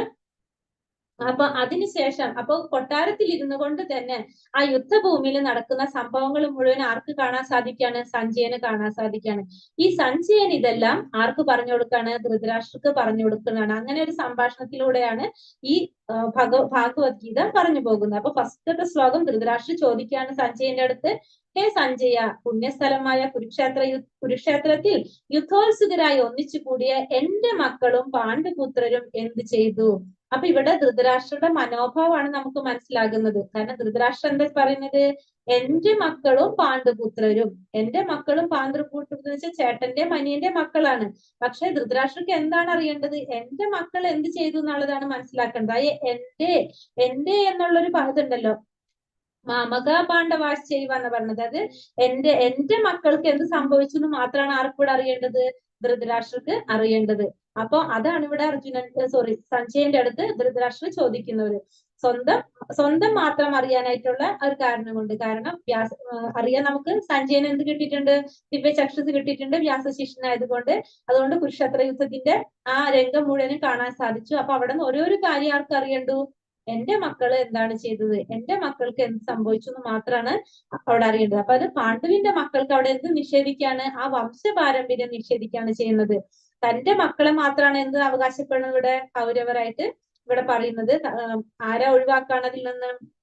പാണ്ഡുവിന്റെ മക്കളെ ഒഴിവാക്കാണ് ചെയ്യുന്നത്. തന്റെ മക്കൾക്ക് മാത്രമാണ് ആ കൗരവർ എന്നൊരു സ്ഥാനം ആര് നൽകുന്നത്? കുരുക്ഷേത്രത്തിലെ ആ യുദ്ധോത്സുകനായി ഒന്നിച്ചുകൂടിയ എന്റെ മക്കളും പാണ്ഡുപുത്രരും എന്ത് ചെയ്തു എന്നാണ് ചോദിക്കുന്നത് അല്ലെ. അപ്പൊ സ്വന്തം മക്കൾക്ക് മാത്രമാണ് ആ വംശപാരമ്പര്യം അതൊക്കെ കൊടുക്കുന്നത്. മക്കൾ എന്താണ്? ഇത് മുഴുവനും നിഷേധിക്കുകയാണ് ചെയ്യുന്നത്. അപ്പൊ ധൃതരാഷ്ട്രമായ ഒരു മനോഭാവമാണ് നമുക്കിവിടെ മനസ്സിലാകുന്നത്. ഇനി അടുത്ത ശ്ലോകത്തിൽ എന്താ പറയുന്നത്? അടുത്ത ശ്ലോകത്തില് സഞ്ജയൻ പറയാണ്. കാരണം സഞ്ജയൻ എന്താ പറയുന്നത് വെച്ചിട്ടുണ്ടെങ്കിൽ രണ്ടാമത്തെ ശ്ലോകത്തിൽ എന്ത് ചെയ്തു എന്ന് ചോദിക്കല്ലേ. ഫസ്റ്റത്തെ ശ്ലോകത്തിൽ എന്താ ചോദിക്കുന്നത്? എന്റെ മക്കളും പാണ്ഡുപുത്രരും എന്ത് ചെയ്തു എന്ന് ചോദിക്കുക. അപ്പൊ പാണ്ഡുപുത്രന്മാര് അവിടെ റെഡിയാക്കിയിട്ടുള്ള സൈന്യത്തിനെ കണ്ടിട്ട് ദുര്യോധന മഹാരാജാവ് എന്താ ചെയ്യുന്നത്? ആചാര്യന്റെ മുമ്പിൽ ചെന്ന് പറഞ്ഞു എന്നാ പറയുന്നത്. ദുര്യോധന മഹാരാജാവ് ആചാര്യന്റെ മുമ്പിൽ ചെന്ന് പറഞ്ഞു എന്ന് സഞ്ജയൻ ആരോട് പറഞ്ഞു കൊടുക്കാണ്? ധൃതരാഷ്ട്രോട് പറഞ്ഞു കൊടുക്കാണ്. അപ്പൊ എന്താ പറഞ്ഞത്? പാശ്ചേതാം പാണ്ഡുപുത്രാണാം ആചാര്യ മഹതീം ചമൂം വ്യൂഢാം ദ്രുപദപുത്രേണ തവ ശിഷ്യേണ ധീമത. അല്ലയോ ആചാര്യ, അങ്ങയുടെ ശിഷ്യനും ബുദ്ധിശാലിയുമായ ദ്രുപദൻ ഒരുക്കി നിർത്തിയിട്ടുള്ള ഈ മഹത്തായ പാണ്ഡവ സൈന്യത്തെ ഒന്ന് നോക്കൂ. ഇവിടെ എന്താ പറയുന്നത്? അപ്പൊ സഞ്ജയൻ പറഞ്ഞു കൊടുക്കാണ്. ദുര്യോധനൻ എന്തെന്നാ വിശേഷിപ്പിച്ചിരിക്കുന്നത്? ദുര്യോധന മഹാരാജാവ് എന്നാ പറഞ്ഞിരിക്കുന്നത്. ദുര്യോധന മഹാരാജാവ് ആചാര്യന്റെ മുമ്പിൽ ചെന്ന് പറഞ്ഞു എന്നാ പറഞ്ഞത്. എന്തെന്നാ പറഞ്ഞത്? അല്ലയോ ആചാര്യ, അങ്ങയുടെ ശിഷ്യനും ബുദ്ധിശാലിയുമായ ദ്രുപദപുത്രനെ ഒരുക്കി നിർത്തിയിട്ടുള്ള ഈ മഹത്തായ പാണ്ഡവ സൈന്യത്തെ ഒന്ന് നോക്കുന്നു. കാരണം ദ്രൗപദിയുടെ പിതാവാണ് ആര്? ദ്രുപദൻ. ദ്രുപദ രാജാവായിട്ട് ദ്രോണാചാര്യർക്ക് എന്താണ് ആദ്യമേ തന്നെ വൈരാഗ്യമുണ്ട്, രാഷ്ട്രീയ വൈരാഗ്യം ഉണ്ടായിരുന്നു. കാരണം അവര് കുട്ടികളായിരുന്ന സമയത്ത് തന്നെ, അവര് ഗുരുകുലത്തിൽ നിൽക്കുന്ന സമയത്ത് രാജാവായിരുന്നു. ദ്രുപദൻ എന്ന് വെച്ചിട്ടുണ്ടെങ്കിൽ എന്താണ്, രാജാവിന്റെ മകനായിരുന്നു. അപ്പൊ അതുകൊണ്ട് അവർക്കറിയാം, ഒരു സമയം കഴിയുമ്പോൾ അവർ ഓട്ടോമാറ്റിക്കലി അച്ഛന്റെ ആ സ്ഥാനം ഏറ്റെടുത്ത് രാജ്യം ഭരിക്കും. പക്ഷെ ദ്രോണാചാര്യർ എങ്ങനെയായിരുന്നു? ദ്രോണാചാര്യർ വളരെ മോശം അവസ്ഥയിൽ ജീവിക്കുന്നതല്ല. അപ്പൊ ഒരു കൂട്ടുകാരായതുകൊണ്ട് പറഞ്ഞിട്ടുണ്ടായിരുന്നു, നാളെ ഞാൻ രാജാവാകുമ്പോ നിനക്ക് എന്റെ രാജ്യത്തിന്റെ പകുതി തരാമെന്ന്. പക്ഷെ ദ്രോണാചാര്യർ വളരെ കഷ്ടപ്പെട്ട് കുറെ ബുദ്ധിമുട്ടുകളൊക്കെ വന്നപ്പോ ഈ ദ്രുപദന്റെ അടുത്ത് പോയപ്പോൾ എന്താ സംഭവിക്കുന്നത്? ദ്രുപദ രാജാവ് എന്ത് ചെയ്തു? ഈ ദ്രോണാചാര്യരെ കണ്ടതുപോലും ഭാവിച്ചില്ല. കാരണം രാജാവായപ്പോ ഇവർക്ക് മോശമായിട്ട് തോന്നി, ഭാവിച്ചില്ല. അപ്പൊ എന്ത് സംഭവിക്കുകയാണ്? ഇവര് തമ്മിൽ ശത്രുത കൂടാണ് ചെയ്യുന്നത്. അങ്ങനെ ശത്രുത കൂടി, അതാണ് പറയുന്നത്, അവര് തമ്മിൽ എന്തുണ്ടായിരുന്നു? രാഷ്ട്രീയ വൈരാഗ്യം ഉണ്ടായിരുന്നു. പക്ഷെ എങ്കിലും എന്താ ചെയ്തത്? അങ്ങനെ ദ്രുപദ രാജാവ് എന്ത് ചെയ്തു? ഒരു യാഗം നടത്തിയിട്ട്, അങ്ങനെ അതിന്റെ പിന്നിൽ പിന്നെ ഇവരെ കൊണ്ട് ഇത് ചെയ്യിക്കുന്നതൊക്കെ ഉണ്ട്. അപ്പൊ അത് പറഞ്ഞു വരുന്ന വെച്ചിട്ടുണ്ടെങ്കിൽ, ആ രാഷ്ട്രീയ വൈരാഗ്യം കൊണ്ട് എന്താ സംഭവിക്കുന്ന വെച്ചിട്ടുണ്ടെങ്കിൽ, ദ്രുപദ രാജാവ് എന്താണ് ഒരു യാഗം നടത്തിയിട്ട് ഈ ദ്രോണാചാര്യനെ വധിക്കാനായിട്ട്, ഈ ആചാര്യനെ വധിക്കാനായിട്ട് പറ്റുന്ന കഴിവുള്ള ഒരു പുത്രനെ വേണമെന്ന് ആഗ്രഹിക്കുക ചെയ്യുന്നത്. അങ്ങനെ ആഗ്രഹിച്ചിട്ട് ആണ് ദൃഷ്ടദ്യുമ്നൻ വരുന്നത്. അങ്ങനെ ദൃഷ്ടദ്യുമ്നൻ ജനിച്ചിട്ട് എന്താ ചെയ്യുന്നത്? ഈ ആയുധമുറകളെല്ലാം പഠിപ്പിക്കാനായിട്ട് ആരുടെ അടുത്തേക്ക് തന്നെ വിടുന്നത്? ഈ ദ്രോണാചാര്യന്റെ അടുത്തേക്ക് തന്നെ പോണത്. വൈരാഗികളാണെങ്കിലും ആ ദ്രുപദപുത്രന്റെ ആയുധമുറകളെല്ലാം പഠിപ്പിക്കാൻ വേണ്ടിയിട്ട് ഈ ദ്രോണാചാര്യരുടെ അടുത്ത് തന്നെ വിടാണ്. ദ്രോണാചാര്യർ അത് കറക്റ്റ് ആയിട്ട് പഠിപ്പിച്ചു കൊടുത്തു. തന്റെ ഉത്തരവാദിത്വം എന്നുള്ള രീതിയിൽ എല്ലാം പഠിപ്പിച്ചു കൊടുത്തു. ഇപ്പോൾ എന്താ സംഭവിച്ചത്? പാണ്ഡവ സൈന്യത്തെ നയിക്കുന്നത് ആരാണ്? ദൃഷ്ടദ്യുമ്നനാണ്. അപ്പോ ഈ ദ്രോണാചാര്യർ പറഞ്ഞു കൊടുത്ത ആ ആയുധമുറകളെല്ലാം ശീലിച്ചുകൊണ്ട് അതെല്ലാം പഠിച്ചിട്ടാണല്ലോ, അതിന്റെ ഒക്കെ നോക്കിക്കൊണ്ടാണ് ഈ സൈന്യത്തെ സംവിധാനം ചെയ്യുന്നത് ആര്? ദൃഷ്ടദ്യുമ്നൻ സംവിധാനം ചെയ്തിരിക്കുന്നത്. അപ്പൊ ദ്രോണാചാര്യർ, അതുകൊണ്ടാണ് എന്ത് പറയുന്നത് ഇവിടെ? നയതന്ത്രജ്ഞനാണ് ദുര്യോധനൻ. അപ്പൊ ദുര്യോധനൻ ഇവിടെ പറയാണ്, ബുദ്ധിശാലിയായ ദ്രുപദപുത്രൻ ഒരുക്കിയിട്ടുള്ള ഈ പാഹത്തായ പാണ്ഡവ സൈന്യത്തെ നോക്കൂ, അങ്ങയുടെ ശിഷ്യനും, അതായത് ആ നയതന്ത്രത്തില് നമ്മൾ പറയില്ലേ, എരുതിയിൽ എണ്ണ ഒഴിക്കുക എന്നൊക്കെ പറയുന്ന പോലെ ആ ദേഷ്യത്തില് അത് പറഞ്ഞ് അവിടെ വൈരാഗ്യം കൂട്ടാണ് ആര് ചെയ്യണത്? ദുര്യോധനൻ ചെയ്യണത്. ഇനി അടുത്ത ശ്ലോകങ്ങൾ 4 മുതലുള്ള ശ്ലോകങ്ങളില് എന്താ പറഞ്ഞു വരുന്നത് വെച്ചിട്ടുണ്ടെങ്കിൽ, പാണ്ഡവ സൈന്യത്തിലും കൗരവ സൈന്യത്തിലും ആരെല്ലാം ഉണ്ട് എന്നൊക്കെയാണ് ഇതിൽ പറഞ്ഞു വരുന്നത്. കുറെ ദുര്യോധനൻ പറയുന്നുണ്ട് ആരൊക്കെയാണ് പാണ്ഡവ സൈന്യത്തിലുള്ളത്, ആരൊക്കെയാണ് കൗരവ സൈന്യത്തിലുള്ളത്. അങ്ങനെ ഓരോരുത്തരെയും താരതമ്യമൊക്കെ ചെയ്ത് പറയാണ് അടുത്ത ശ്ലോകങ്ങളിൽ മുഴുവൻ. ഇപ്പൊ ഇത് 1 മണിക്കൂർ കൊണ്ടുള്ള ഒരു ക്ലാസ് ആയതുകൊണ്ട് പ്രധാനപ്പെട്ട ശ്ലോകങ്ങൾ വെച്ചാണ് ലെവൽ 1ന്റെ ക്ലാസ് പോകുന്നത്. ലെവൽ 2 വരുമ്പോ ഓരോ ശ്ലോകം കറക്റ്റ് ആയിട്ട് നന്നായിട്ട് പറഞ്ഞു പോകുന്നുണ്ട് കേട്ടോ. അപ്പൊ അടുത്ത ശ്ലോകത്തിൽ നമ്മൾ ഇനി ഓരോരുത്തരുടെ ശംഖുകളെ കുറിച്ചാണ് പറയുന്നത്. പാഞ്ചജന്യം ഋഷികേശോ ദേവദത്തം ധനഞ്ജയ പൗണ്ഡ്രം ദത്മൗ മഹാശംഖം ഭീമകർമാവൃകോദര. കൃഷ്ണ ഭഗവാൻ പാഞ്ചജന്യം എന്ന ശംഖു ഊതി അർജുനൻ ദേവദത്തവും ദുഷ്കർമ്മങ്ങളിൽ മുൻനിൽക്കുന്നവനും ഭോജനപ്രിയനുമായ ഭീമൻ പൗണ്ഡ്രം എന്ന ശംഖു മുഴക്കി. അപ്പൊ എന്താ പറയണത്? കൃഷ്ണ ഭഗവാന്റെ ശംഖാണ് ഇവിടെ പാഞ്ചജന്യം. അർജുനന്റെ ദേവദത്തവും ദുഷ്കർമ്മങ്ങളിൽ മുൻനിൽക്കുന്നവനും ഭോജനപ്രിയനുമായ ഭീമൻ പൗണ്ഡ്രം എന്ന ശംഖുമൂതി. അപ്പൊ ഓരോരുത്തരും അവരവരുടെ ശംഖുകൾ ഊതി എന്നാ പറയുന്നത്. ഇവിടെ ഭഗവാന് ഋഷികേശൻ എന്ന് പറയുന്നത് എന്താണ്? ഇന്ദ്രിയങ്ങളുടെ നാഥനായതുകൊണ്ട്, സർവ്വ ഇന്ദ്രിയങ്ങളുടെയും ഉടമയാണ്. എല്ലാ ഇന്ദ്രിയങ്ങളെയും കൺട്രോൾ ചെയ്യാൻ ആർക്ക് സാധിക്കാണ്? ഭഗവാന് സാധിക്കുന്നത് കൊണ്ട് ഇവിടെ ഋഷികേശൻ എന്ന് ഭഗവാനെ പറയണം. അപ്പൊ ഇവിടെ ഓരോ ശ്ലോകത്തിലും, പല ശ്ലോകങ്ങളിലും ഭഗവാന് അവിടെ അതിന്റെ സാഹചര്യത്തിനനുസരിച്ച്, സന്ദർഭത്തിനനുസരിച്ച് ഭഗവാന്റെ ഓരോ പേരുകളാണ് ഇവിടെ പറഞ്ഞു കൊടുക്കുന്നത്. അപ്പൊ ഇവിടെ ഭഗവാന് നമ്മള് ഋഷികേശൻ എന്നാണ് പറയുന്നത്. ഇനി അടുത്ത ശ്ലോകത്തിൽ പറയുന്നത് ഏതാണ്? അനന്ത വിജയം രാജ കുന്തി പുത്രോ യുധിഷ്ഠിരഃ നകുലാ സഹദേവശ്ച സുഘോഷാമണി പുഷ്പകൗ കാശ്യശ്ച പരമേശ്വാസ ശിഖണ്ഡീ ച മഹാരഥഃ ദൃഷ്ടദ്യുമ്നോ വിരാടശ്ച സാത്യകിശ്ച പരാജിതഃ ദ്രുപദോ ദ്രൗപദേയാശ്ച സർവശ പൃഥിവീപതേ സൗഭദ്രശ്ച മഹാബാഹോ ശംഖാൻ ദത്മ പൃഥക് പൃഥക്. കുന്തിപുത്രനായ യുധിഷ്ഠിരൻ അനന്ത വിജയം എന്ന ശംഖൂതി. നകുല സഹദേവന്മാർ സുഘോഷമണി പുഷ്പകങ്ങളും വില്ലാളി വീരനായ കാശിരാജാവും മഹാരഥനായ ശിഖണ്ഡിയും ദൃഷ്ടദ്യുമ്നൻ വിരാടൻ തോൽവി പിണയാത്ത സാത്യകി ദ്രൗപദി പുത്രന്മാർ മഹാബാഹുവായ സുഭദ്രാപുത്രൻ എന്നിവരും ശംഖനാദം മുഴക്കി. അപ്പോ ഇനി ഓരോരുത്തരും ശംഖനാദം മുഴക്കിയതായിട്ട് എടുത്തു പറയാണ്. ഇവിടെ യുധിഷ്ഠിരന്റെ ശംഖിനെ കുറിച്ച് പറഞ്ഞു, നകുല സഹദേവന്റെ ശംഖുകളെ കുറിച്ച് പറഞ്ഞു, അനന്തവിജയം, നകുല സഹദേവന്റെ സുഘോഷമണി പുഷ്പകങ്ങള്, പിന്നെ വില്ലാളി വീരനായ കാശിരാജാവ്, മഹാരഥന്മാരായിട്ടുള്ളവര്. മഹാരഥൻ എന്ന് വെച്ചിട്ടുണ്ടെങ്കിൽ 60,000 യോദ്ധാക്കളെ ഒറ്റയടിക്ക് എന്ത് ചെയ്യാൻ പറ്റും, തോൽപ്പിക്കാൻ പറ്റുന്നവരാണ് മഹാരഥന്മാര്. മഹാരഥന്മാരായിട്ടുള്ളവര് ഇവരൊക്കെ എന്ത് ചെയ്തു, അവരവരുടേതായിട്ടുള്ള ശംഖുകളൊക്കെ മുഴക്കിയെന്നാണ് ഇവിടെ പറയുന്നത്.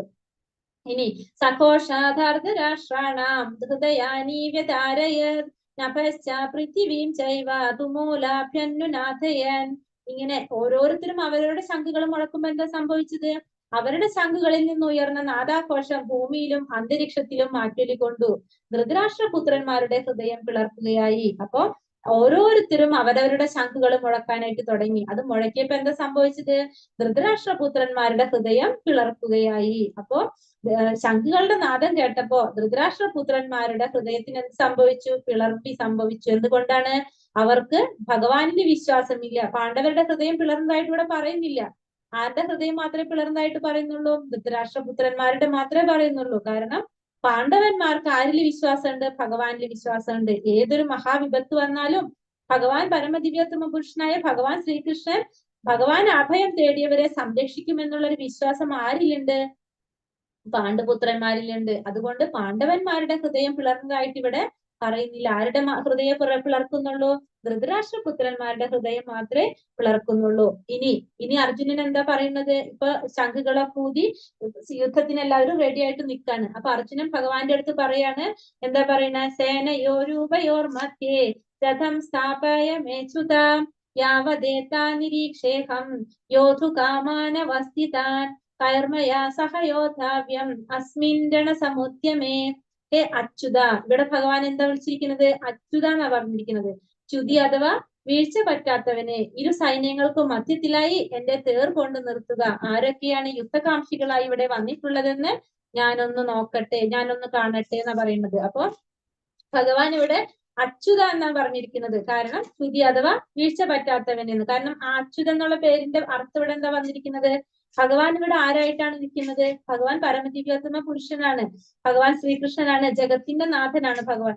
അങ്ങനെ ഒരു പൊസിഷനിലാണോ ഭഗവാൻ ഇവിടെ ഇരിക്കുന്നത്, അല്ല. എങ്ങനെയാണ്, അർജുനന്റെ തേരാളിയായിട്ടാണ് ഭഗവാൻ ഇവിടെ ഉള്ളത്. അപ്പൊ അർജുനന്റെ തേരാളി ആയിരിക്കുമ്പോ, രഥത്തില് തേരാളിയായിട്ടിരിക്കുമ്പോ അർജുനൻ എന്താണോ പറയുന്നത് അത് അതേപോലെ ആരനുസരിക്കാണ് ഇവിടെ, ഭഗവാൻ അനുസരിക്കാണ്. ഭഗവാൻ അത് സന്തോഷത്തോടെ അനുസരിക്കാണ്. കാരണം ഭഗവാന്റെ ഭക്തനാണ് അത് പറയുന്നത്. ആ ഭക്തന് വേണ്ടിയിട്ട് എന്തും ചെയ്യാനായിട്ട് ആര് തയ്യാറാവാണ് ഇവിടെ, ഭഗവാൻ തയ്യാറാകണം. അല്ലാതെ ഞാൻ ഭഗവാൻ പരമദിവ്യോത്തമ പുരുഷനാണ്, ഞാൻ അറിയാതെ ഇവിടെ ഒന്നും നടക്കുന്നില്ല എന്ന് പറഞ്ഞിട്ട് അതൊന്നും ചെയ്യാതിരിക്കല്ല ചെയ്യണത്. ഭഗവാൻ ഇവിടെ എന്താ ചെയ്യണത്, ഭഗവാൻ ഇവിടെ അർജുനൻ എന്താണോ പറയുന്നത് അതിനനുസരിച്ച് തന്നെ അതിനനുസരിച്ച് തേര് കൊണ്ട് നിർത്താനായിട്ട് പോകാണ് ചെയ്യണം. ഒരു സെക്കൻഡ്.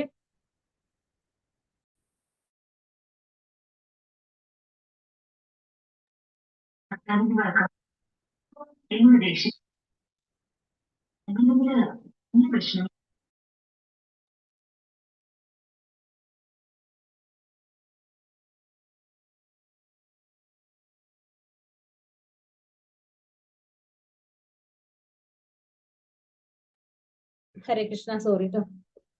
അപ്പൊ അർജുനൻ എവിടെ തേര് കൊണ്ട് നിർത്താൻ പറഞ്ഞു, യുദ്ധത്തിന്റെ രണ്ട് സൈന്യത്തിന്റെ സെന്ററിൽ കൊണ്ട് തേര് നിർത്താൻ പറഞ്ഞപ്പോ ഭഗവാൻ അതേപടി എന്ത് ചെയ്യാണ്, രണ്ട് സൈന്യത്തിന്റെ മധ്യത്തിലായിട്ട് തേര് നിർത്താനായിട്ട് പോവാണ് അല്ലെ. അപ്പൊ എന്തുകൊണ്ടാണ് ആ യുദ്ധത്തിന് വന്നിരിക്കുന്നവരെല്ലാം ഞാനൊന്ന് കാണട്ടെ എന്നാണ് ഇവിടെ ആര് പറയുന്നത്, അർജുനൻ ഭഗവാനായിട്ട് പറയുന്നത്. കാരണം ഈ ദുർബുദ്ധിയായിട്ടുള്ള ധൃതരാഷ്ട്രപുത്രനെ സന്തോഷിപ്പിക്കാനായിട്ട്, ദുര്യോധനെ സന്തോഷിപ്പിക്കാനായിട്ട് ആ യുദ്ധത്തിന് വന്നവരൊക്കെ ഞാനൊന്ന് കാണട്ടെ എന്നാണ് ഇവിടെ ആര് പറയുന്നു, അർജുനൻ പറയാണ്. അപ്പൊ അതിനനുസരിച്ച് ഭഗവാൻ എന്ത് ചെയ്യാണ്, ആ രണ്ട് സൈന്യത്തിന്റെ സെന്ററിലായിട്ട് തേര് കൊണ്ട് നിർത്തി. അപ്പൊ തേര് കൊണ്ട് നിർത്തിയപ്പോ അവിടെ ആരെ കാണുന്നത്,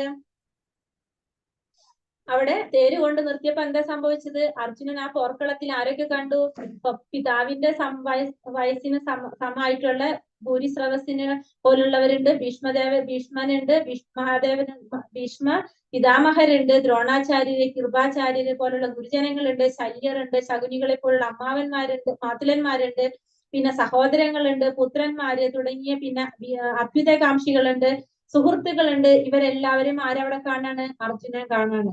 ഈ രഥം കൊണ്ട് നിർത്തിയപ്പോ അർജുനൻ ഇവരെയൊക്കെ കണ്ടു അവിടെ. അപ്പൊ എന്താ സംഭവിച്ചത് അർജുനന്? വേപദുശ്ച ശരീരേ മേ രോമഹർഷശ്ച ജായതേ ഗാണ്ഡീവം സംസദേ ഹസ്തൈവ പരിദഹ്യതേ. എന്റെ ശരീരം വിറയ്ക്കുകയും രോമാഞ്ചമുണ്ടാവുകയും ചെയ്യുന്നു. എന്റെ വില്ല് ഗാണ്ഡീവം കയ്യിൽ നിന്ന് വഴുകുന്നു, തൊലി ചുട്ടു നീറുന്നു. അപ്പൊ എന്ത് സംഭവിക്കാണ് ഇവരൊക്കെ കണ്ടപ്പോ അർജുനന്? അർജുനൻ പറയാണ് ഇവരൊക്കെ കണ്ടോടുകൂടി എന്റെ ശരീരം വിറയ്ക്കുകയും രോമാഞ്ചം ഉണ്ടാവുകയും ചെയ്യുന്നു. എന്റെ വില്ല് ഗാണ്ഡീവം കയ്യിൽ നിന്ന് വഴുതി തൊലി ചുട്ടു നീറുന്നു. അപ്പൊ നമുക്ക് പേടി ഉണ്ടാകുമ്പോഴും ചിലപ്പോൾ ഇതേപോലെ തന്നെ എന്തെങ്കിലും പെട്ടെന്ന് നമുക്ക് സന്തോഷം ഭയങ്കര ഇതുള്ള ഒരു കാര്യം ഉണ്ടാകുമ്പോഴും നമുക്ക് എന്ത് സംഭവിക്കും? ശരീരത്തിൽ ഇങ്ങനെ രോമാഞ്ചം ഉണ്ടാവുകയൊക്കെ ചെയ്യും. അതേപോലെ തന്നെ അർജുനൻ എന്താ സംഭവിച്ചത്? അർജുനൻ ഒട്ടും പ്രതീക്ഷിക്കുന്നില്ലല്ലേ? ഇവരൊക്കെ കൂടി കണ്ടപ്പോ അർജുനന് ഭയങ്കര ശരീരം വിറയ്ക്കാൻ തുടങ്ങി, രോമാഞ്ചം ഉണ്ടായാണ്. പിന്നെ കയ്യിൽ നിന്ന് ഗാണ്ഡീവം താഴെ വീഴാണ് ചെയ്യുന്നത്. നചാ ശക്നോമി വസ്താതും പ്രമാദീവ ച മേ മനഃ നിമിത്താനി ച പശ്യാമി വിപരീതാനി കേശവ. എനിക്ക് ഇപ്പോൾ ഉറച്ചു നിൽക്കാൻ കൂടി സാധിക്കുന്നില്ല. ഞാൻ എന്നെ തന്നെ മറന്നു പോകുന്നു, മനസ്സ് ചുറ്റിക്കറങ്ങുന്നു. അല്ലയോ കൃഷ്ണ, കേശവ, കേശി എന്ന അസുരനെ വധിച്ചവൻ, ദൗർഭാഗ്യ ലക്ഷണങ്ങളാണ് ഞാൻ എമ്പാടും കാണുന്നത്. അപ്പൊ ഇവിടെ അർജുനൻ എന്താ പറയുന്നത്? ഇപ്പോൾ എനിക്ക് ഉറച്ചു നിൽക്കാൻ കൂടി സാധിക്കുന്നില്ല. അർജുനൻ ഇപ്പോ ഈ വികാര വിക്ഷോഭം കൊണ്ട് എന്താണ് അർജുനന് യുദ്ധരംഗത്ത് നിൽക്കാൻ പറ്റാത്ത ഒരു അവസ്ഥയിലായി പോയി. അർജുനന്റെ അമിതമായിട്ടുള്ള ഈ ഭൗതിക വിഷയങ്ങളിലുള്ള ഒരു ആസക്തിയാണ് അതിന് കാരണം. കാരണം അർജുനൻ എന്തുകൊണ്ടാണ് സംഭവിച്ചത്? ആ യുദ്ധരംഗത്ത് വന്നിരിക്കുന്നവര് തന്റെ ബന്ധുക്കളും കുടുംബത്തിലുള്ളവരും സുഹൃത്തുക്കളൊക്കെ ആണെന്നുള്ള ഒരു ചിന്ത, അവരോടുള്ള അമിതമായിട്ടുള്ള ഒരു എന്താ പറഞ്ഞ അവരോടുള്ള ഒരു ആസക്തി, അവരോടുള്ള ഒരു ആഗ്രഹം, അതുകൊണ്ടാണ് അർജുനൻ എന്ത് സംഭവിക്കുന്നത്? ഇവിടെ അർജുനൻ ഈ പറഞ്ഞ രീതിയിലുള്ള പ്രശ്നങ്ങൾ സംഭവിച്ചത്. അതുകൊണ്ട് എന്താ സംഭവിച്ചത്? അർജുനന് മനസ്സ് ചുറ്റിക്കറങ്ങുന്നു. അല്ലയോ കൃഷ്ണ, കേശവ. ഇവിടെ എന്താ ഭഗവാൻ വിളിച്ചിരിക്കുന്നത്? കേശവ എന്നാ പറഞ്ഞിരിക്കുന്നത്. അല്ലയോ കൃഷ്ണ, കേശവ, കേശി എന്ന അസുരനെ വധിച്ചിരിക്കുന്ന ദൗർഭാഗ്യ ലക്ഷണങ്ങളാണ് ഞാൻ എമ്പാടും കാണുന്നത്. ഞാൻ എമ്പാടും കാണുന്നത് എന്താണ്? ദൗർഭാഗ്യ ലക്ഷണങ്ങളാണെന്നാണ് ഇവിടെ ആര് പറയുന്നത്? അർജുനൻ ഭഗവാനോട് പറയാണ്. ഇനി അർജുനന്റെ വിഷാദത്തിന് 5 കാരണങ്ങളാണ് പറയുന്നത്. ബേസിക് ആയിട്ട് എന്തൊക്കെയാണ് പറയുന്നത്? ഒന്ന് പറയുന്നത് 28ാമത്തെ ശ്ലോകത്തിൽ പറയുന്നുണ്ട് മൃദുല ഹൃദയത്വം. അർജുനന്റെ മൃദുല ഹൃദയത്വം പറയാണ്. പിന്നെ 31ാമത്തെ ശ്ലോകത്തില് ഭൗതിക സുഖാനുഭവങ്ങളൊന്നും വേണ്ട. പിന്നെ പാപം പറയുന്നുണ്ട് 36ാമത്തെ ശ്ലോകത്തില്. കുടുംബ പാരമ്പര്യം 40 പറയുന്നു. തീരുമാനമെടുക്കാൻ അവസ്ഥ 2ാമത്തെ അധ്യായത്തില് 6ാമത്തെ ശ്ലോകമായിട്ട് പറയുന്നത്. അപ്പൊ നമുക്ക് ആ പോയിന്റുകളും നോക്കാം. ഒന്നാമത്തെ പറയുന്നത് എന്താണ്? അർജുനന്റെ വിഷാദത്തിന്റെ കാരണങ്ങൾ. ഫസ്റ്റ് മൃദുല ഹൃദയത്വം പറയാണ്. അർജുന ഉവാച ദൃഷ്ടേമം സ്വജനം കൃഷ്ണ യുയുത്സും സമുപസ്ഥിതം സീതന്തി മമ ഗാത്രാണി മുഖം ച പരിശുഷ്യതി. അർജുനൻ പറഞ്ഞു, യുദ്ധത്തിനൊരുങ്ങി വന്നിട്ടുള്ള ഈ ബന്ധുമിത്രാദികളെ കണ്ടിട്ട് എന്റെ അവയവങ്ങൾ തളരുന്നു, മുഖം വരളുന്നു. അപ്പൊ അർജുനൻ എന്താ പറയണത്? ഈ യുദ്ധത്തിനൊരുങ്ങി വന്നിട്ടുള്ള ഈ യുദ്ധോത്സുകരായിട്ട് വന്നിട്ടുള്ള ഈ ബന്ധുമിത്രാദികളൊക്കെ കണ്ടപ്പോ എന്താ സംഭവിക്കുന്ന? സഹതാപത്തോടെ ആകെ പരവശനായിട്ട് തീരാണ് ആര്? അർജുനൻ ഇവിടെ. കാരണം ഓൾറെഡി അർജുനന് ടെൻഷൻ ഉണ്ടായിരുന്നു. തന്നെ സഹായിക്കാൻ വേണ്ടി വന്നവർക്കും എന്തെങ്കിലും പറ്റുമല്ലോ എന്നുള്ളൊരു ചിന്ത ആർക്കുണ്ടായിരുന്നു? അർജുനൻ ഉണ്ടായിരുന്നു. ഇപ്പൊ അതിന്റെ കൂടെ എന്താണ് സംഭവിക്കുന്നത്? ഈ ദുര്യോധന പക്ഷത്തുള്ളവരുടെ കൂടി കണ്ടപ്പോ എന്താണ്? അവര് അധർമ്മത്തിന് കൂട്ടു നിൽക്കുന്നവരാണ്. അവർക്ക് മരണം സുനിശ്ചിതമാണെന്ന് ആർക്കറിയാം? അർജുനൻ അറിയാം. അപ്പൊ ഇവരുടെ എല്ലാം മരണം അടുത്തല്ലോ എന്ന് ഓർത്തിട്ടുള്ള സഹതാപം ആർക്കും ഉണ്ടാവണ്? അർജുനൻ ഉണ്ടാവണം. അതിന്റെ ഭാഗമായിട്ട് അർജുനന്റെ അവയവങ്ങൾ തളരുകയും മുഖം വരളുകയും ചെയ്യാണ്. അർജുനന്റെ ഒരു മൃദുല ഹൃദയത്വമാണ് നമ്മളിവിടെ കാണുന്നത്. അടുത്ത ശ്ലോകത്തിൽ അടുത്തത് എന്താ പറഞ്ഞത്? ഭൗതിക സുഖാനുഭവങ്ങള്. നച്ചാ ശ്രേയോന പശ്യാമി ഹത്വാ സ്വജനമാഹവേ ന കാംക്ഷേ വിജയം കൃഷ്ണ നച്ചാ രാജ്യം സുഖാനി ച. ബന്ധുക്കളെ യുദ്ധത്തിൽ കൊല്ലുന്നത് കൊണ്ട് എന്ത് ഗുണമുണ്ടാവുമെന്ന് എനിക്ക് മനസ്സിലാകുന്നില്ല കൃഷ്ണ. എനിക്ക് വിജയം ആവശ്യമില്ല, രാജ്യമാവട്ടെ സുഖമാവട്ടെ എനിക്ക് വേണ്ട. അപ്പൊ അർജുനൻ അടുത്ത പോയിന്റ് എന്താ പറഞ്ഞത്? ഭൗതിക സുഖാനുഭവങ്ങളാണ് അർജുനന്റെ 2ാമത്തെ വിഷമം പറയുന്നത്. അതെന്താണ് പറയുന്നത്? ഈ ബന്ധുക്കളെ യുദ്ധത്തിൽ കൊല്ലുന്നത് കൊണ്ട് എന്ത് ഗുണം ഉണ്ടാവുമെന്നാണ് ചോദിക്കുന്നത്. അതുകൊണ്ട് എന്താ കാര്യം ഉണ്ടാവണമെന്നാണ് അർജുനൻ ചോദിക്കുന്നത്. അങ്ങനെ അവരെ കൊന്നുകൊണ്ടുള്ള ഒരു വിജയം ആർക്ക് വേണ്ടെന്ന് പറയുന്നത്? ആ ഒരു സുഖം ആർക്ക് വേണ്ട? അർജുനൻ ആഗ്രഹമില്ല എന്നാണ് അർജുനൻ പറയുന്നത്. കാരണം ഈ പറഞ്ഞ ഈ ബന്ധുക്കളെ ഒന്നും കൊന്നിട്ട് നമുക്ക് അവരെ കൊല്ലപ്പെടുത്തിക്കൊണ്ടുണ്ടാവുന്ന സുഖവും ഗുണമൊന്നും ആർക്കും ആവശ്യമില്ല, അർജുനന് വേണ്ടാന്ന് അർജുനനോട് പറയാണ്. അർജുനൻ ശരിക്കും ആരാണ്? ക്ഷത്രിയനാണ്. ക്ഷത്രിയന്റെ ധർമ്മം എന്താണ്? യുദ്ധം ചെയ്യാന്നുള്ളതാണ് ക്ഷത്രിയന്റെ ധർമ്മം. പക്ഷെ ഇവിടെ അർജുനൻ ആ ബന്ധുമിത്രാദികളോടുള്ള ഒരു സ്നേഹം കാണിക്കുന്നത് കൊണ്ട് ഈ ഭൗതികമായിട്ടുള്ള ഒരു ബന്ധനത്തിൽ പെട്ടിട്ട് അർജുനൻ എന്ത് ചിന്തിക്കാണ്? അർജുനന് രാജ്യം വേണ്ട എന്ന്, ഈ രാജ്യവും വേണ്ട, ഈ സുഖവും വേണ്ട എന്ന് ആര് ചിന്തിക്കാണ്? ഇവിടെ അർജുനൻ ചിന്തിക്കാണ്. ഈ രാജ്യം നേടാനായിട്ട് അർജുനൻ ആഗ്രഹിക്കുന്നില്ല. അതാണ് ഈ ഭൗതിക സുഖാനുഭവങ്ങളൊന്നും അർജുനന് വേണ്ട എന്ന് പറയാണ്. ഇനി അടുത്ത ശ്ലോകത്തിൽ എന്താ പറയുന്നത്? പാപമേവാശ്രയേതസ്മാൻ ഹത്വൈതാനാതദായിനഃ തസ്മാന്നാർഹാവയം ഹന്തും ധാർതരാഷ്ട്രാൻ സ്വബാന്ധവാൻ. പിന്നെ ഇനി 36ാമത്തെ ശ്ലോകത്തിലാണ് മൂന്നാമത്തെ പോയിന്റ് പറയുന്നത് പാപം. മൂന്നാമത്തെ എന്താ പറയുന്നത്? അർജുനൻ പാപമാണ് പറയുന്നത്. അക്രമികളായി ഇവരെ കൊന്നാൽ ഞങ്ങൾക്ക് പാപമായിരിക്കും നേട്ടം. അപ്പൊ അർജുനന്റെ വിഷമത്തിന്റെ മൂന്നാമത്തെ കാരണം പറയാണ് പാപം. ഇവരെ കൊന്നു കഴിഞ്ഞാല് പാപമായിരിക്കും ഫലം. ധൃതരാഷ്ട്രപുത്രന്മാരെയും സുഹൃത്തുക്കളെയും ഹിംസിക്കുക എന്നത് നമ്മൾക്ക് ഉചിതമല്ല. അല്ലയോ മാധവ, സ്വന്തം ബന്ധുക്കളെ കൊന്നിട്ട് എന്തു നേടാനാണ്? ഞങ്ങൾക്ക് എങ്ങനെ സുഖിക്കാൻ കഴിയും? അപ്പൊ ഈ സ്വന്തം ബന്ധുമിത്രാദികളെ കൊന്നുകൊണ്ട് ഞങ്ങൾക്ക് എങ്ങനെയാണ് സുഖിക്കാനായിട്ട് സാധിക്കുക? അതുകൊണ്ട് എന്താണ് ഗുണം? അവരെ കൊന്നു കഴിഞ്ഞാൽ എന്താണ് പറയുന്നത്? പാപമായിരിക്കും ഫലം എന്നാണ് പറയുന്നത്. അക്രമികളാണെങ്കിലും അവരെ വധിച്ചു കഴിഞ്ഞാൽ പാപമായിരിക്കും കിട്ടാൻ പോണെന്നാണ് ആര് ചിന്തിക്കുന്നത്? അർജുനൻ ചിന്തിക്കുന്നത്. അവരെ ഹിംസിക്കുക എന്ന് പറയുന്നത് ഉചിതമല്ല. കാരണം നമ്മൾ എന്ത് പ്രവൃത്തി ചെയ്യണത്? പാപം ചെയ്യണ പോലെയാവും. അതുകൊണ്ട് അപ്പൊ അവരെ കൊന്നിട്ട് നമുക്ക് എന്ത് സുഖം നേടാനാണ്? നമുക്ക് എങ്ങനെ സുഖിക്കാൻ സാധിക്കാന്നാണ് ഇവിടെ ആര് ചോദിക്കുന്നത്? അർജുനൻ ചോദിക്കുന്നത്. കാരണം അതിന്റെ ഒരു ആവശ്യം നമുക്കില്ല എന്നാണ് ഇവിടെ അർജുനൻ പറയുന്നത്. അപ്പൊ നമ്മള് വൈദിക പ്രമാണങ്ങൾ അനുസരിച്ച് അക്രമികളെ 6 കൂട്ടരാണെന്നാണ് പ്രഭുപാദർ ഭാവാർത്ഥത്തിൽ പറയുന്നത്. ആരൊക്കെയാണത്? വിഷം കൊടുക്കുന്നവൻ, വീടിന് തീ വയ്ക്കുന്നവൻ, മാരകായുധങ്ങൾ കൊണ്ട് ആക്രമിക്കുന്നവൻ, സ്വത്ത് കൊള്ളയടിക്കുന്നവൻ, ഭൂമി കയ്യേറുന്നവൻ, അന്യന്റെ ഭാര്യ അപഹരിക്കുന്നവൻ. ഇത്തരം അക്രമികളെ ഉടനെ വധിക്കണം, അതുകൊണ്ട് പാപമില്ല. ഈ 6 തരത്തിലുള്ള പ്രവർത്തികളും ആര് ചെയ്തിട്ടുണ്ട്? ദുര്യോധനാദികൾ ചെയ്തിട്ടുണ്ട്. ഭീമന് വിഷം കൊടുത്തിട്ടുണ്ട്, കഴിക്കാനുള്ള ഭക്ഷണത്തിൽ വിഷം കലർത്തി നോക്കിയിട്ടുണ്ട്. അവരെ വീട് അരക്കിലം തീ വയ്ക്കാൻ നോക്കിയിട്ടുണ്ട്. മാരകായുധങ്ങൾ കൊണ്ട് അവരെ ആക്രമിക്കാൻ ശ്രമിച്ചിട്ടുണ്ട്. അവരെ സ്വത്ത് കൊള്ളയടിച്ചിട്ടുണ്ട്, ഭൂമി കയ്യേറിയിട്ടുണ്ട്, പിന്നെ അവരുടെ ഭാര്യയെ അപഹരിക്കാൻ ശ്രമിച്ചിട്ടുണ്ട്. അപ്പൊ ഈ പറഞ്ഞ 6 പ്രവൃത്തികളും ആര് ചെയ്തിട്ടുണ്ട്? ദുര്യോധനാദികൾ ചെയ്തിട്ടുണ്ട്. അപ്പൊ അവരെ വധിക്കുന്നതിന് പാപമില്ല എന്നാണ്. അത്തരം അക്രമികൾ എന്ത് ചെയ്യണം? ഉടനെ വധിക്കണം, അതുകൊണ്ട് പാപമില്ല എന്നാണ് ഇവിടെ നമ്മളെ ഭാവാർത്ഥത്തില് പ്രഭാതർ പറയുന്നത്. അപ്പൊ പക്ഷെ അർജുനൻ എന്താ പറയുന്നത്? ഇവര് അക്രമികളാണെന്നുള്ളൊരു ചിന്ത ആർക്കില്ല? അർജുനനില്ല. അർജുനൻ ഒരിക്കലും അവര് എന്താ പറയുന്നത്? ഒരു സമയത്തും അവർക്ക് ഒരിക്കലും ഒരു സ്വസ്ഥത കൊടുത്തിട്ടില്ല. എല്ലാ സമയത്തും അവർ ഉപദ്രവിച്ചു കൊണ്ടിരുന്നു. അവരുടെ അടുത്ത് മാക്സിമം എങ്ങനെയൊക്കെ അവർ ഉപദ്രവിക്കാൻ സാധിക്കും ആ രീതിയിലൊക്കെ പാണ്ഡവരുടെ അടുത്ത് ആര് ഉപദ്രവം ഉണ്ടാക്കിയിട്ടുണ്ട്, ദ്രോഹിച്ചിട്ടുണ്ട്. ദുര്യോധനാദികൾ ദ്രോഹിച്ചിട്ടുണ്ട്. പക്ഷെ എങ്കിലും അർജുനൻ എന്താ ചിന്തിക്കുന്നത്? അവരെ വധിക്കുന്നത് പാപമാണ്, അങ്ങനെ ഒരു പ്രവൃത്തി ചെയ്യാൻ പാടില്ല എന്നൊരു ഭക്തന്റെ ക്വാളിറ്റിയാണ് ഇവിടെ നമുക്ക് മനസ്സിലാകുന്നത്. കാരണം ഒരു തരത്തിലുള്ള ഒരു വൈരാഗ്യ ബുദ്ധി ഇവിടെ ആർക്ക് കാണുന്നില്ല? അർജുനന് കാണുന്നില്ല. അർജുനൻ അവിടെയൊക്കെ സാത്വികനായിട്ടുള്ള ഒരു ഭക്തനായതുകൊണ്ടാണ് അർജുനൻ അങ്ങനെ ചിന്തിക്കുന്നത്. ഇനി അടുത്ത പോയിന്റ് എന്താ പറയുന്നത്? കുടുംബ പാരമ്പര്യം. 40ാമത്തെ പോയിന്റിൽ പറയാണ് കുടുംബ പാരമ്പര്യം. കുടുംബ പാരമ്പര്യത്തിൽ എന്താ പറയുന്നത്? അധർമാഭവാത് കൃഷ്ണ പ്രത്യുഷ്യന്തി കുലസ്ത്രീയഃ സ്ത്രീഷു ദുഷ്ടാസു വാഷ്ണേയ ജായതേ വർണ്ണ സങ്കരൈഃ. അല്ലയോ കൃഷ്ണ, കുലത്തിൽ അധർമ്മം മുന്നിട്ട് നിന്നാൽ സ്ത്രീകൾ ദുഷിച്ചു പോകും, സ്ത്രീത്വം ദുഷിച്ചാൽ ആർക്കും വേണ്ടാത്ത കുട്ടികൾ ജനിക്കുന്നു. അപ്പൊ ഭഗവാന്റെ അടുത്ത് പറയാണ് കുടുംബ പാരമ്പര്യം നശിച്ചു പോകുന്ന പറയുന്നത്. കാരണം കുലത്തില് അധർമ്മം മുന്നിട്ട് നിന്ന് കഴിഞ്ഞാൽ അവിടെ എന്താ സംഭവിക്കുന്നത്? സ്ത്രീകളൊക്കെ ദുഷിച്ചു പോകും. ഭഗവാനോട് പറയണം, വിഷ്ണുകുലത്തിൽ പിറന്നവനെ സ്ത്രീത്വം ദുഷിച്ചാൽ എന്താ സംഭവിക്കുക? ആർക്കും വേണ്ടാത്ത കുട്ടികളൊക്കെ ജനിക്കും. അപ്പൊ സമൂഹത്തില് സജ്ജനങ്ങൾ ഉണ്ടായാൽ, കൂടുതൽ ഉണ്ടായാൽ മാത്രം എന്താ ഉണ്ടാവുള്ളൂ? ജീവിതത്തിൽ സമാധാനവും ഐശ്വര്യവും അതുപോലെ തന്നെ ആത്മീയമായിട്ടുള്ള വിശ്വാസത്തിനൊക്കെ കാരണമാകുള്ളൂ. അപ്പൊ നമ്മൾ സമൂഹത്തിൽ എപ്പോഴും നല്ല ജനങ്ങൾ കൂടെ ഉണ്ടാവണം. എങ്കിൽ മാത്രമേ നമ്മുടെയൊക്കെ ജീവിതത്തിൽ എന്തുണ്ടാവുന്നുള്ളൂ? സമാധാനം, ഐശ്വര്യം, പിന്നെ നമുക്ക് ആത്മീയമായിട്ടുള്ള പുരോഗതിയൊക്കെ ഉണ്ടാകാനായിട്ട് സാധിക്കുള്ളൂ. പക്ഷെ നമുക്കറിയാം ഈ യുദ്ധത്തിന് എന്താണ് സംഭവിക്കുന്നത്? യുദ്ധത്തിന് ഓരോ വീട്ടിലെയും മുതിർന്നവരായിരിക്കും യുദ്ധം ചെയ്യാൻ പോയിട്ടുണ്ടാവും. ഒന്നില്ലെങ്കിൽ മക്കളായിരിക്കും, അതില്ലെങ്കിൽ ഭർത്താക്കന്മാരായിരിക്കും, അവരൊക്കെ ആയിരിക്കും പോയിട്ടുണ്ടാവും. അപ്പൊ എന്താ സംഭവിക്കുന്നത്? ഇവരൊക്കെ യുദ്ധത്തിൽ മരണപ്പെട്ട് കഴിഞ്ഞാല് ആ കുടുംബത്തിലെ സ്ത്രീകളെ സംരക്ഷിക്കാനായിട്ട് ആളില്ലാതാവും. നമ്മുടെ മനുസ്മൃതിയിൽ പറയുന്നുണ്ട് എന്താണ്?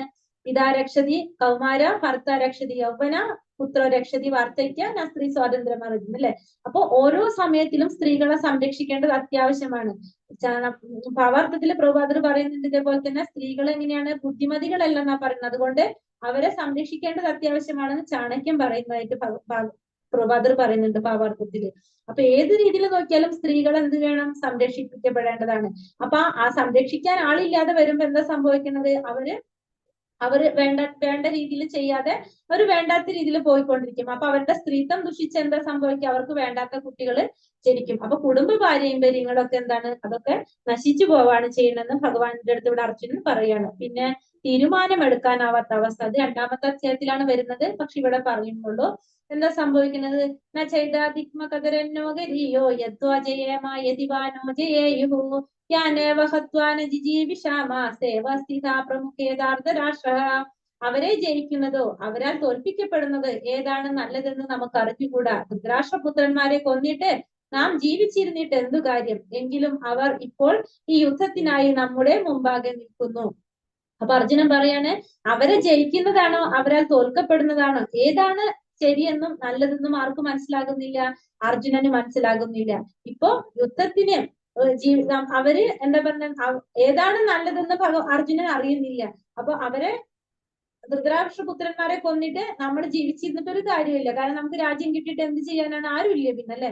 അപ്പൊ യുദ്ധത്തിനായിട്ട് ഇപ്പോൾ അവർ നമ്മുടെ മുന്നിൽ നിൽക്കാണ്. പക്ഷെ ഒരു തീരുമാനം എടുക്കാൻ ആർക്ക് സാധിക്കുന്നില്ല, അർജുനന് സാധിക്കുന്നില്ല. അപ്പൊ അർജുനൻ പറയാണ്, ഏതാണ് എനിക്ക് മനസ്സിലാകുന്നില്ല എന്ന് ഇവിടെ അർജുനൻ പറയാണ്. ഇപ്പൊ ഒരേ സാഹചര്യത്തിലുള്ള വ്യത്യസ്ത പ്രതികരണങ്ങൾ, 3 പേരുടെ മനോഭാവമാണ് ഇവിടെ കാണുന്നത്. ധൃതരാഷ്ട്രം എന്താണ്, തന്റെ മക്കൾക്ക് എന്തെങ്കിലും സംഭവിച്ചോ അറിയാനുള്ള ഒരു ആകാംക്ഷയിലാണ് ധൃതരാഷ്ട്രം നിൽക്കുന്നത്. അർജുനനാണെങ്കിലോ അർജുനന്റെ ബന്ധുക്കളെയും കൂടപ്പിറപ്പുകളെയും സഹോദരങ്ങളെയൊക്കെ കണ്ടപ്പോൾ അർജുനന് യുദ്ധം ചെയ്യാൻ താല്പര്യമില്ലാതെ വിഷമിച്ച് നിൽക്കാണ്. ദുര്യോധനാണെങ്കിലോ ഏത് തരത്തിലും ഈ പാണ്ഡവന്മാരെ തോൽപ്പിച്ച് ആ രാജ്യം മുഴുവനും കൈയടക്കി വാഴണമെന്നാണ് ആര് ചിന്തിക്കുന്നത്, ദുര്യോധനൻ ഇവിടെ ചിന്തിക്കുന്നത്. അഹോ ബദ്ധ മഹത് പാപം കർത്തും വ്യവസിതാവയം യദ്രാജ്യാസുഖലോഭേന ഹന്തും സ്വജനമുദ്യതാഹ. കഷ്ടം, എന്തൊരു മഹാപാപത്തിനാണ് നാം ഒരുങ്ങി പുറപ്പെട്ടത്, രാജ്യം നേടാനായി സുഖിക്കാൻ വേണ്ടി സ്വജനങ്ങളെ കൊല്ലുകയോ. അപ്പൊ അർജുനൻ തീരുമാനിക്കാണ്, എന്തൊരു മഹാപാപത്തിനാണ് നമ്മൾ ഒരുങ്ങി പുറപ്പെട്ടിട്ടുള്ളത്.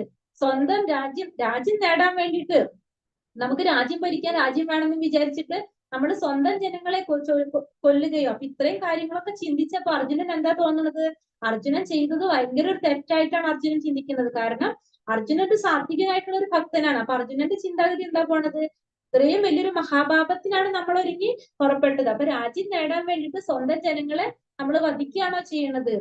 അടുത്ത ശ്ലോകം പറയാണ്, യതീമാമ പ്രതീകാരം അശസ്ത്രം ശസ്ത്രപാണയഃ ധാർതരാഷ്ട്രാരണേ ഹന്യോ സന്മേ ക്ഷേമതരം ഭവേത്. ധാർതരാഷ്ട്രന്മാരോട് പൊരുത്തുന്നതിൽ ഭേദം നിരായുധനായി പ്രതിരോധത്തിനൊരുങ്ങാതെ നിൽക്കുന്ന എന്നെ അവർ കൊല്ലട്ടെ എന്ന് വെക്കുകയാണ്. പിന്നെ എന്താ പറയണത്, അപ്പൊ അർജുനൻ പറയാണ്, കാരണം ഈ മഹാപാപത്തിന് ഒരുങ്ങി പോകേണ്ട ആവശ്യമില്ല. അപ്പൊ രാജ്യം കിട്ടാൻ വേണ്ടിയിട്ട് സ്വന്തം ജനങ്ങളെ കൊല്ലുകയോ. അപ്പൊ അർജുനൻ അത് ചെയ്യാൻ താല്പര്യമില്ല. അപ്പൊ അർജുനൻ പറയാണ്, അർജുനൻ അത് ചെയ്യാൻ താല്പര്യമില്ല, പക്ഷെ അവര് വേണമെങ്കിൽ ചെയ്തോട്ടെ എന്ന്. കാരണം ക്ഷത്രിയന്മാരുടെ ഒരു നയം എങ്ങനെയാണ്, നമ്മൾ യുദ്ധം ചെയ്യുമ്പോ നമ്മൾക്ക് യുദ്ധത്തിൽ കുറച്ച് നിയമങ്ങളുണ്ട്. നമ്മൾ എന്താണ്, യുദ്ധം ചെയ്യാൻ താല്പര്യമില്ലാത്ത ഒരാളോട് യുദ്ധം ചെയ്യാൻ പാടില്ല. അതുപോലെ തന്നെ ആയുധം ഇല്ലാത്തവനോട് യുദ്ധം ചെയ്യാൻ പാടില്ല, രാത്രി യുദ്ധം ചെയ്യാൻ പാടില്ല, അങ്ങനെ കുറെ റൂൾസ് ഒക്കെ ഉണ്ട്. അപ്പൊ ആ റൂൾസ് ഒന്നും നോക്കാതെ അവര് നിരായുധനായി നിൽക്കുന്ന സമയത്ത് അവരെന്നെ ഉപദ്രവിക്കണമെങ്കിൽ എന്നെ ഉപദ്രവിച്ചോട്ടെ, പ്രതിരോധിക്കാൻ താല്പര്യമില്ലാതെ നിൽക്കുന്ന സമയത്ത് അവരെന്നെ ദ്രോഹിക്കണമെങ്കിൽ ദ്രോഹിച്ചോട്ടെ എന്നാണ് ആര് ചിന്തിക്കുന്നത്, അർജുനൻ ഇവിടെ ചിന്തിക്കുന്നത്. അവരെന്ത് ചെയ്താലും സാരില്ല, ഞാൻ പൊരുതാൻ തയ്യാറല്ല എന്നാണ് ഇവിടെ ആര് പറയുന്നത്, അർജുനൻ പറയുന്നത്. അപ്പൊ സഞ്ജയൻ പറയാണല്ലോ. അപ്പൊ ഇതൊക്കെ കേട്ടിട്ട് ധൃതരാഷ്ട്രോട് പറഞ്ഞു കൊടുക്കാണ്. സഞ്ജയ ഉവാച ഏവ മുക്താർജുന സംഖ്യേ രഥോപസ്ഥ ഉപാവിശത് വിസൃജാശരം ശാപം ശോക സംവിഘ്ന മാനസഃ. സഞ്ജയൻ പറഞ്ഞു, അർജുനൻ രണാങ്കണത്തിൽ വെച്ച് ഇത്രയും പറഞ്ഞിട്ട് വില്ലും ശരങ്ങളും താഴെയിട്ട് അത്യന്തം ദുഃഖിതനായി തേരിയിരിപ്പായി. അപ്പൊ സഞ്ജയൻ പറയാണ് ധൃതരാഷ്ട്ര അടുത്ത്, ഇത്രയും കാര്യങ്ങളൊക്കെ പറഞ്ഞുകൊണ്ട് അർജുനൻ എന്ത് ചെയ്യാണ്, അർജുനന്റെ വില്ലും ശരങ്ങളൊക്കെ താഴെ വെച്ചിട്ട് യുദ്ധം ചെയ്യാൻ താല്പര്യമില്ല എന്ന് പറഞ്ഞിട്ട് തേരിലിരിക്കുക എന്നുള്ളത് ധൃതരാഷ്ട്ര അടുത്ത് ആര് പറയാണ്, സഞ്ജയൻ പറഞ്ഞു കൊടുക്കാണ്. ഇനി അർജുനന്റെ നമ്മൾ 5 കാരണങ്ങള്, ദുഃഖത്തിന്റെ 5 കാരണങ്ങൾ പറഞ്ഞ പോലെ തന്നെ അർജുനന്റെ വിജയത്തിന്റെ ലക്ഷണങ്ങൾ പറയാണ്. ഒന്ന് എന്താണ്? കുരുക്ഷേത്ര യുദ്ധഭൂമി ധർമ്മക്ഷേത്രമാണ്. പിന്നെ 2 ദിവ്യമായിട്ടുള്ള രഥമാണ് അർജുനനുള്ളത്. പിന്നെ കപിധ്വജ എന്ന് പറഞ്ഞിട്ടുള്ള കൊടിമേലുള്ള അടയാളം, ശംഖിന്റെ നാദങ്ങള്, ഗാന്ധീവം, രക്തജീവിതം, മോക്ഷ ഏകാദശി, ഭാഗ്യലക്ഷ്മി, ഋഷികേശനായിട്ടുള്ള ഭഗവാന്റെ സാന്നിധ്യം. ഇതൊക്കെ അർജുനന്റെ വിജയത്തിന്റെ ലക്ഷണങ്ങളായിട്ട് പോയിന്റ് പറഞ്ഞാണ്. ഇതൊക്കെ നമ്മൾ ഇനി പറഞ്ഞു വരുന്നുണ്ട്. ഇനി ഭഗവത്ഗീത നൽകുന്ന വിദ്യ. ഭഗവത്ഗീത നാം നമ്മുടെ ശരീരം കൊണ്ടല്ല പ്രവർത്തിക്കുന്നത്, വാസ്തവത്തിൽ നമ്മുടെ മനസ്സുകൊണ്ടും ബുദ്ധി കൊണ്ടുമാണ്. ആകയാൽ നമ്മുടെ മനസ്സും ബുദ്ധിയും ഭഗവത് സ്മരണയിൽ വ്യാപൃതരാകുമ്പോൾ സ്വാഭാവികമായും നമ്മുടെ ഇന്ദ്രിയങ്ങളും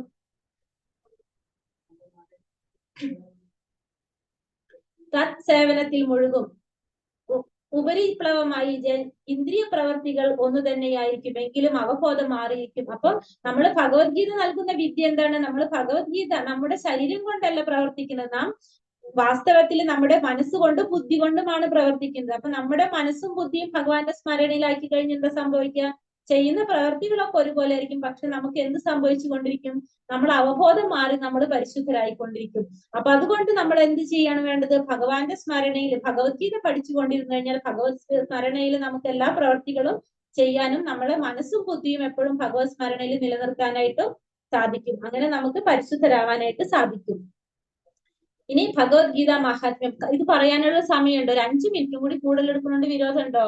ഹരേ കൃഷ്ണ, ഹരേ കൃഷ്ണ. 8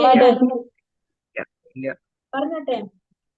അതായത് അധ്യായത്തിന്റെ മഹാത്മ്യാണ് പറയുന്നത്. ഭഗവത്ഗീത മഹാത്മ്യം 1-ാമത്തെ അധ്യായം പഠിക്കുന്നത് കൊണ്ടുള്ള ഒരു ഗുണം എന്താണെന്നാണ് പറയുന്നത്. ഒരു കഥയാണ്. ഒരു സുശർമൻ എന്ന് പറഞ്ഞ ഒരു ബ്രാഹ്മണന്റെ കഥയാണ് ഇവിടെ പറയുന്നത്. അപ്പൊ ഒരു ബ്രാഹ്മണനാണ്, സുശർമൻ എന്നാണ് അദ്ദേഹത്തിന്റെ പേര്. ബ്രാഹ്മണനാണെന്ന് പറഞ്ഞിട്ടില്ല, വേദജ്ഞാനം ഇല്ലാത്തവനായിരുന്നു. ഒട്ടും വേദത്തിനെ കുറിച്ചുള്ള യാതൊരു അറിവുകളും ആർക്കില്ല. ഈ സുശർമൻ എന്നില്ല, ക്രൂരനായിരുന്നു. അതുപോലെ തന്നെ മറ്റുള്ളവരെ വേദനിപ്പിക്കുന്നതില് വളരെ സന്തോഷം ആനന്ദം കണ്ടെത്തുന്ന ഒരു വ്യക്തിയായിരുന്നു അദ്ദേഹം. അപ്പൊ ജന്മം കൊണ്ട് യാതൊരു വിധത്തിലുള്ള ഒരു ഗുണകരമായിട്ടുള്ള യാതൊരു പ്രവർത്തികളും ആര് ചെയ്തിട്ടില്ല? ഈ സുശർമൻ എന്ന് പറഞ്ഞ ഈ ബ്രാഹ്മണൻ ചെയ്തിട്ടില്ല. ദാനം നൽകിയിട്ടില്ല, ഭഗവാന്റെ നാമം ഉച്ചരിക്കുന്നില്ല, അതുപോലെ തന്നെ പറയാൻ വേണ്ട യാതൊരുവിധ സദ്ഗുണങ്ങളും ആർക്കില്ല? ഈ ഒരു ബ്രാഹ്മണനില്ല. ഇലകൾ വിറ്റ് കിട്ടുന്ന പൈസ കൊണ്ടാണ് അദ്ദേഹം ജീവിച്ചിരുന്നത്. ആ കിട്ടുന്ന പൈസ എന്താ ചെയ്യണത്? ആ പൈസ മുഴുവനും മദ്യത്തിനും ഇതേപോലെ തന്നെ മാംസഭക്ഷണം എനിക്ക് ഇഷ്ടപ്രകാരം ജീവിക്കാൻ വേണ്ടിയിട്ട് അദ്ദേഹം ഉപയോഗിച്ചുകൊണ്ടിരുന്നു. അങ്ങനെ ഒരു ദിവസം തോട്ടത്തിൽ പോയി ഇല പറിക്കുന്ന സമയത്ത് ഒരു പാമ്പിന്റെ കടിയേറ്റിട്ട് അദ്ദേഹം മരിക്കുകയാണ് ചെയ്യണത്. അപ്പൊ സ്വാഭാവികമായിട്ടും നമുക്കറിയാം നല്ല പ്രവർത്തികളൊന്നും ചെയ്തിട്ടില്ല, പാപം മാത്രമേ ചെയ്തിട്ടുള്ളൂ. അതുകൊണ്ട് നമുക്കറിയാം നരകങ്ങളിൽ പോയിട്ട് കാലങ്ങളോളം അവിടെ ശിക്ഷ അനുഭവിച്ച ശേഷം എന്താ സംഭവിക്കുന്നത്? വീണ്ടും അടുത്ത ജന്മം സ്വീകരിക്കേണ്ടി വരാണ്. അടുത്ത ജന്മം കിട്ടിയപ്പോ ഒരു കാളയുടെ ജന്മമാണ് ആർക്ക് കിട്ടുന്നത്? ഈ സുശർമൻ എന്ന് പറഞ്ഞ ആ ബ്രാഹ്മണന് കാളയുടെ ജന്മമാണ് കിട്ടുന്നത്.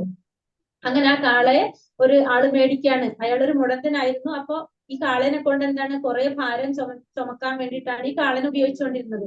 ഈ കാള ഭാരം ചുമന്ന് ഒരു ദിവസം എന്താണ് അത് തളർന്നു വീണ് അത് ചത്തുപോകാണ്. അങ്ങനെ തളർന്നു വീണ് കിടക്കുന്ന സമയത്ത് അവിടെ കൂടിയിരുന്ന ആളുകൾക്ക് ഭയങ്കര സഹതാപം തോന്നിയിട്ട് അവര് പറയാണ്, തങ്ങൾ എന്തെങ്കിലും വിധത്തിലുള്ള പുണ്യകർമ്മങ്ങൾ ചെയ്തിട്ടുണ്ടെങ്കിൽ അതിന്റെ ഫലം ആരനുഭവിക്കട്ടെ എന്ന്, ഈ കാളയ്ക്ക് കിട്ടട്ടെ എന്ന് പറയാണ്. അതിന്റെ കൂട്ടത്തിൽ ഒരു വേശ്യാസ്ത്രീ ഉണ്ടായിരുന്നു. ആ സ്ത്രീയും സെയിം ഇതേപോലെ തന്നെ പറഞ്ഞു, താൻ ചെയ്തിട്ടുള്ള എന്തെങ്കിലും പുണ്യം ഉണ്ടെങ്കിൽ അത് ഈ കാളയ്ക്ക് കിട്ടട്ടെ. ആ കാള ചത്തുപോയി. സ്വാഭാവികമായിട്ടും ആ കാള ചത്തുപോയിട്ട് എന്താണ് മൃത്യുലോകത്തിലോട്ട് എത്തും. മൃത്യുദേവനായിട്ടുള്ള യമരാജൻ ഈ കാളയെ അറിയിക്കാണ്, അത് നിനക്ക് ഈ ചെയ്തിട്ടുള്ള നിന്റെ പ്രവൃത്തികളിൽ നിനക്ക് ഇവരുടെ പുണ്യത്തിന്റെ ഫലമായിട്ട്, ഇതിലൊരു സ്ത്രീയുടെ പുണ്യത്തിന്റെ ഫലമായിട്ട് നിനക്ക് ഒരു നല്ലൊരു ജന്മം കിട്ടാണെന്ന് പറയാണ്. നീ ഒരു ജന്മം നിനക്ക് ഒരു ബ്രാഹ്മണനായിട്ട് ജനിക്കാനായിട്ടുള്ള ഒരു അവസരം വരാണെന്ന് പറയാണ്. അപ്പൊ ഈ കാളയ്ക്ക് അതിശയം തോന്നി. കാരണം കാളയായിരുന്നു, അറിയാം ഇതിനു മുന്നത്തെ അറിയാലോ. അപ്പൊ ഇതൊക്കെ പറയുമ്പോ ഇത് ചിന്തിക്കുകയാണ്, എന്തുകൊണ്ടാണ് ഞാൻ ബ്രാഹ്മണനായിട്ട് ജനിക്കാൻ പോകുന്നതെന്നാണ് ചിന്തിച്ചത്. അങ്ങനെ ഈ പുണ്യത്തിന്റെ ഫലമായതുകൊണ്ട് എന്താ സംഭവിക്കുന്നത്? പൂർവ്വജന്മത്തിലെ സ്മൃതി ആർക്കാണ്? ആ ബ്രാഹ്മണന് കിട്ടാണ്. അങ്ങനെ ഈ ബ്രാഹ്മണൻ വീണ്ടും ബ്രാഹ്മണനായിട്ട് ജനിക്കുകയാണല്ലോ ആ കാള. അപ്പൊ ഈ ബ്രാഹ്മണനായിട്ട് ജനിച്ചിട്ട് ഈ സ്ത്രീയെ അന്വേഷിച്ചു പോകാണ്. ഈ വേശ്യ സ്ത്രീയെ അന്വേഷിച്ചിട്ട് പോയി ചോദിക്കുകയാണ്. കാരണം മറ്റുള്ളവരുടെ ഒക്കെ പറഞ്ഞപ്പോ മനസ്സിലായി പുണ്യം കിട്ടിയെന്ന് പറഞ്ഞു. പക്ഷെ ഈ സ്ത്രീയിൽ നിന്ന് എന്ത് പുണ്യം കിട്ടിയെന്ന് അറിയാൻ വേണ്ടിയിട്ട് പോകാണ്. അങ്ങനെ ഈ സ്ത്രീയെ കണ്ടുമുട്ടി ഈ സ്ത്രീയോട് ചോദിക്കുമ്പോൾ ഈ സ്ത്രീ പറയണ, എനിക്കൊന്നും അറിയില്ല, പക്ഷെ എന്റെ വീട്ടിൽ ഒരു തത്തയുണ്ട്. ആ തത്ത ഡെയിലി രാവിലെ എന്തോ ശ്ലോകങ്ങൾ ചൊല്ലണത് ഞാൻ കേൾക്കാറുണ്ട്. അതെന്നും കേട്ട് എനിക്ക് എന്തോ മാറ്റം വരുന്നതായിട്ട് എനിക്ക് ഫീൽ ചെയ്യാറുണ്ട്. ആ തത്തനോട് തന്നെ ചോദിക്കാന്ന് പറയണം. അങ്ങനെ ആ തത്തയുടെ അടുത്ത് പോയിട്ട് ചോദിക്കുമ്പോ ആ തത്ത പറയാണ്, അപ്പൊ ഈ ബ്രാഹ്മണൻ ഈ തത്തയുടെ അടുത്തേക്ക് പോകാണ് സ്ത്രീയും കൂടിയിട്ട്. അപ്പൊ ആ തത്ത പറയാണ്, ഞാനൊരു ആശ്രമത്തിലായിരുന്നു. ആ ആശ്രമത്തിലെ കുട്ടികൾക്ക് അവിടുത്തെ സാധുക്കള് ഡെയിലി ഭഗവത്ഗീത 1-ാം അധ്യായത്തിലെ ശ്ലോകങ്ങൾ പഠിപ്പിച്ചു കൊടുക്കുന്നുണ്ടായിരുന്നു. അപ്പൊ ഈ ശ്ലോകങ്ങൾ മുഴുവനും കേട്ട് ആര് പഠിച്ചു? ഈ തത്ത പഠിച്ചു. അങ്ങനെ ഈ തത്തേനെ അവിടെ നിന്നൊരു കള്ളൻ മോഷ്ടിച്ചു കൊണ്ടുപോയി ഈ സ്ത്രീക്ക് വിൽക്കാണ് ചെയ്യുന്നത്. അപ്പൊ ഇവിടെ വന്നിട്ടും ഈ തത്ത എന്ത് കിട്ടുന്നില്ല? ഈ ഭഗവത്ഗീത ശ്ലോക പാരായണം നിർത്തില്ല. ഈ തത്തയ്ക്ക് അറിയാവുന്നത് ആ തത്ത എന്നും ചൊല്ലും രാവിലെ. അപ്പൊ അത് കേട്ട് ഈ സ്ത്രീയിലും മാറ്റം വന്നു. അങ്ങനെയാണ് ഇത് നിത്യപാരായണം ചെയ്തിട്ട് ഈ സ്ത്രീയിലും മാറ്റം വന്നതായിട്ട് പറയണം. അപ്പൊ പിന്നീട് ഈ ഇതെന്ത് സംഭവിക്കുന്ന വെച്ചിട്ടുണ്ടെങ്കിൽ ചൊല്ലാറുണ്ടായിരുന്നു. അപ്പൊ അത് ആ സ്ത്രീയും കേട്ട്. അപ്പൊ ഇത് കേട്ട ഈ സുശർമൻ ഇതിന്റെ പ്രചോദനം ഉൾക്കൊണ്ട് എന്താണ് 1-ാം അധ്യായം പഠിച്ചിട്ട് മുക്താത്മാവായിട്ട് മാറാണ് ചെയ്യുന്നത്. അപ്പൊ അതാണ് ഈ 1-ാം അധ്യായത്തിന്റെ മഹാത്മ്യം പറയുന്നത്. അപ്പൊ അത്രയും പ്രാധാന്യമാണ് ഭഗവത്ഗീതയിലെ ഓരോ അധ്യായത്തിനും പറയുന്നത്. ഹരേ കൃഷ്ണ കൃഷ്ണ കൃഷ്ണ ഹരേ ഹരേ, ഹരേ രാമ രാമ രാമ ഹരേ ഹരേ. വാചാകൽപതരൂപശ്ച കൃപാ സിന്ധുഭ്യവച പതിതാനാം പാവനേഭ്യോ വൈഷ്ണവേഭ്യോ നമോ നമഃ. അനന്തകോടി വൈഷ്ണവ വൃന്ദിക്ക് ജയ്.